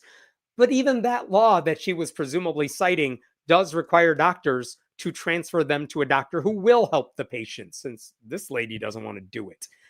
And let me show you what a news article said about those laws right over here. This is from The Guardian. They highlighted two laws in Illinois. The Illinois Hospital Emergency Service Act explicitly identifies ectopic pregnancy as an acute medical condition that requires stabilizing care. If the facility is unable to provide that care, the law requires immediate transfer. That's law number one. A separate law in Illinois called the Healthcare Right of Conscience Act does not apply in the context of emergency medical care. So a hospital under federal law as well as state law has to both screen the patient and either stabilize them or transfer them. That's what makes sense in an emergency. You cannot just say, okay, bye. So that this doctor is like, I can't deal with it. Bye. So all of this is bizarre because she's an OBGYN and the area of medicine in which she is an OBGYN. Do you know what they say about all this? Check this out. Number 44 in the lawsuit. Dr. Cole's claim in the records that it is not the field she's in. It is not standard of care to give methotrexate when the blood tests say something is patently false. To the contrary, as discussed earlier, that field of medicine recommends counseling the patient about the options of removing her fallopian tubes and methotrexate, along with the risks of administering methotrexate if the pregnancy turns out to be intrauterine, and allowing the patient to decide the best option for them. So the doctor's not even doing what her branch of medicine says she needs to do, and she's board certified. The board says you're not supposed to do this. So instead of treating her, they sent her to another place. And what was the other place? It was another Catholic place, Mercy Health. And Mercy Health's like, we're not even a hospital. We're definitely not going to treat you. And so at that point, Harmony and her husband think she's going to die because this baby's going to explode any second. At this point, they drive to Northwestern Medicine in the suburb of Huntley, which is 30 minutes away. She didn't think she was going to live during that drive. She actually said in the lawsuit here, look at 48. And the second, as they left the second Mercy facility, one thought kept going through Miss Perrone's mind. This is it. I am going to die. But she gets into Northwestern's hospital. Those doctors see her and they're like, holy shit, you need to be treated now. They give her the methotrexate. It had now been a day and a half since she went to the ER with symptoms. That is a day and a half longer than she should have had to wait to get treated. Far too long given the risks. In fact, the lawsuit says for the successful treatment of ectopic pregnancy, every hour counts. So they gave her the drug. Immediate danger is thwarted. That is good news. I mean, it's not great news given everything she's going through, but she's not going to die. And at that point, something interesting happens. Harmony, who is basically a makeup influencer on TikTok, she makes a TikTok about all this. And I want to show you what she said. This is like a couple days after going to Northwestern and getting the methotrexate. Here's the video she made. This is just a snippet of it. There is a war against women's bodies, and let me tell you my experience. I just found out I had an ectopic pregnancy, so I go to this OB. This OB comes in with this nasty attitude, and she is like immediately telling me, you said that you wanted this, you guys were trying for pregnancy. And I was like, yeah. She's like, so we're not going to intervene at this moment because there's a 1% chance it's a viable pregnancy. At this point, I think I'm gonna die. Like, I'm bawling my eyes out. Like, I don't know what to do. This lady, this OB had upset me so bad because her religious beliefs were coming before my life. I still can't believe we live in a world where you don't have a right to your body if the physician practices a different, like, religious belief than you. Because she thinks that I was having an abortion. By the way, that hospital in Huntley that gave me the medicine told me that it was wrong of her to call that an abortion because it's not an abortion. It's a medical intervention to save your life. So very honest, very personal video. I appreciate her making that and using her platform to talk about what she just went through. And I just want to reiterate what the first words out of her mouth there. There is a war against women's bodies. And let me tell you my experience. She did not name Dr. Cole in that video, but in the comments, people were like, who the hell said they weren't going to treat you? And she said it was that particular doctor. That's important. More on that in a second. So days after she makes that video, so like now a week after getting the drug at Northwestern, she starts feeling severe pain. And she realizes, I don't think the drug did everything I thought it was going to do, which sometimes happens. The second time you take it, third time you take it, it might not be as effective. So she and her husband drive back to Northwestern, not the Catholic hospital. And the doctor at this point says, look, you have two options. They both involve surgery, and we do need to perform surgery because this is bad. The doctor says, I can try to remove the ectopic pregnancy from your fallopian tube without further damage. That's, fingers crossed, that's what we're hoping for. However, if things are further along, and I cannot just remove the pregnancy, I may have to remove your other fallopian tube. And if your life is in danger, that is what I'm going to do. Knowing that, do you want to go through with the surgery? And you don't have an option here. Of course, you got to go through with the surgery. And of course, you're going to give the doctor permission. Do whatever you got to do to save my life. So they go through with the surgery. And unfortunately, the doctor realizes there is no way to protect Harmony without removing her remaining fallopian tube. So that's what the doctor does. The good news is her life is saved. The bad news is she's never going to be able to have biological children again.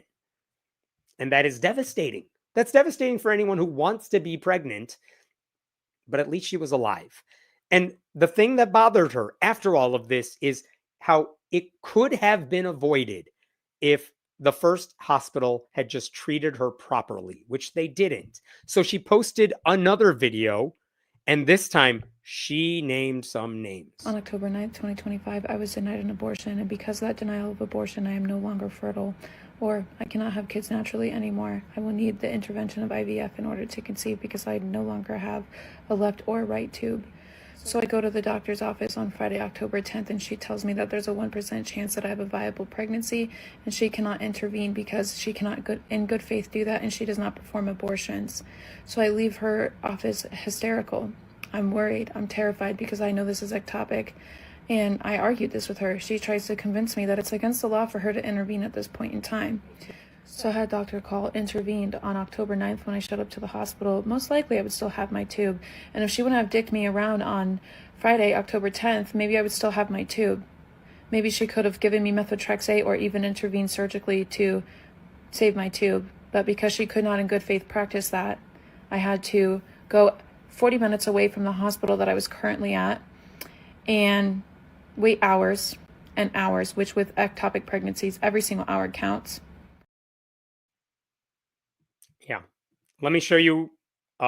I just want to stress what she said in the lawsuit. It cites that video. This is what she said near the end there. Had Dr. Call intervened on October 9th when I showed up to the hospital, most likely I would still have my tube.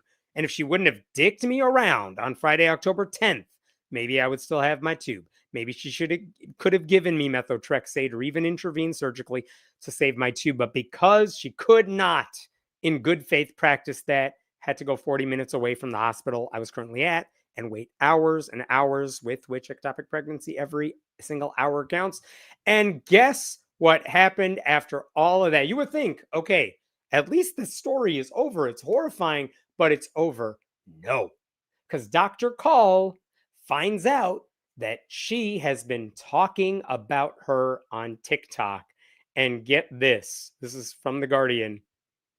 Perone went on TikTok to talk about her experiences, first about being denied care, then about the loss of her fertility. Her videos went viral. As Perone began working with the lawyers on the lawsuit, she received a knock on the door. Cole was suing her for defamation. That doctor is suing this woman, who she's put through hell already, for defamation. Oh my God, the doctor, according to what we know, could have killed this poor woman. And now she's suing her for talking about what she lived through. Call wanted those videos taken down. She wanted a new one posted where Harmony retracts her statements. Harmony said no. And then her legal team pointed out there are inconsistencies between your version of events and your own medical records that you took when you met with her. So that's fun. So this past December, Dr. Cole did file her defamation lawsuit, citing in part how the videos prompted. Oh, let me just show you this one. If I can pull it up here. Look at number 66 in the lawsuit.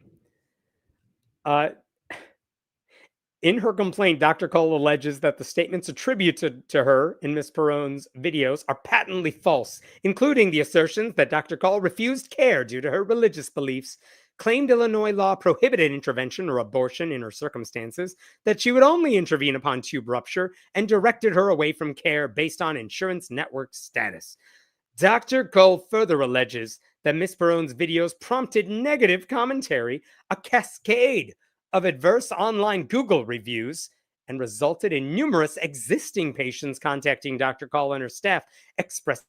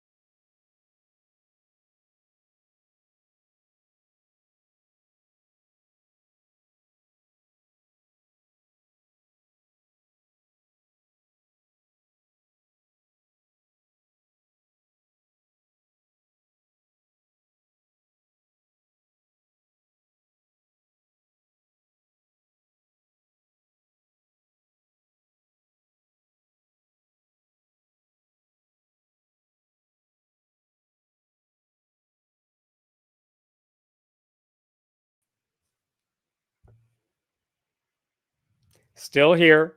Double checking the mic. There we go. I think you can hear me. Can you hear me? Please make comments and tell me the last thing I said. I apologize. I'm going to wait to see what the commenters say the last thing I said was. And then I'll splice this and no one will ever know the difference. Just waiting to see what the last thing I said was. All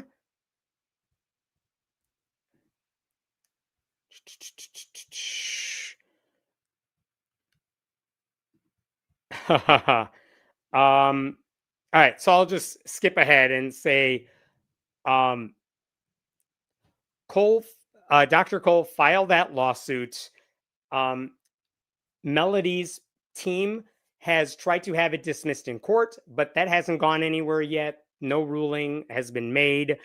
And now she's fighting back in a really good way. She just filed her own lawsuit. It is against Dr. Cole and it is against Advocate Good Shepherd for violating Illinois law by not treating her immediately. And she's suing them for medical negligence. And she points out that not only is she dealing with infertility because of what they did to her, but medical expenses for the care they didn't actually provide and future medical expenses for potential IVF treatments. So the damages are expensive here. And I just want to say, all of this is a reminder of how Catholic hospitals and anti-abortion extremism can affect you no matter where you live. It's not like anyone lacked all the information here. Right? Harmony had an ectopic pregnancy. She knew the risks. The medical tests confirmed what she had been thinking. Everyone knew what had to be done. What the Catholic hospitals and the doctors involved couldn't do was pull the trigger, even though this was a very serious circumstance. They were willing to put her life in more danger. And thank goodness she didn't allow that to happen. And yet, even though the medical literature is clear about the risks, even though Illinois law is clear about a hospital's obligations, and even though the doctor was a board certified OBGYN, none of it mattered because they all have this ideology that treats abortion like it's a sin. It's not. But that's what happens when the Catholic Church has any control over healthcare. Like they could have helped this woman the moment she walked through their doors, but instead, because of their lack of intervention, Harmony cannot get naturally pregnant again. She almost died. I mean, there's a broader lesson here too. Anti-abortion extremism doesn't stop at elective abortions. It affects miscarriages, emergency medicine, even treatment for ectopic pregnancies when there's literally no viable fetus to save, and when a delay could even cost a woman her life. And the people who pretend to care about women, about families, they are responsible now for this woman not being able to have a larger family. Unless, of course, she adopts, but that's a separate issue. And their negligence was so completely unnecessary. If they treated her by prioritizing her health, all of this could have been avoided. All right. I'm going to stop there. Just checking out any last second comments. Man, this was a long one, wasn't it? I will see you all not next week. I will see you sometime after that. And thank you for sticking with me if you did. I will see you later. Have a good one.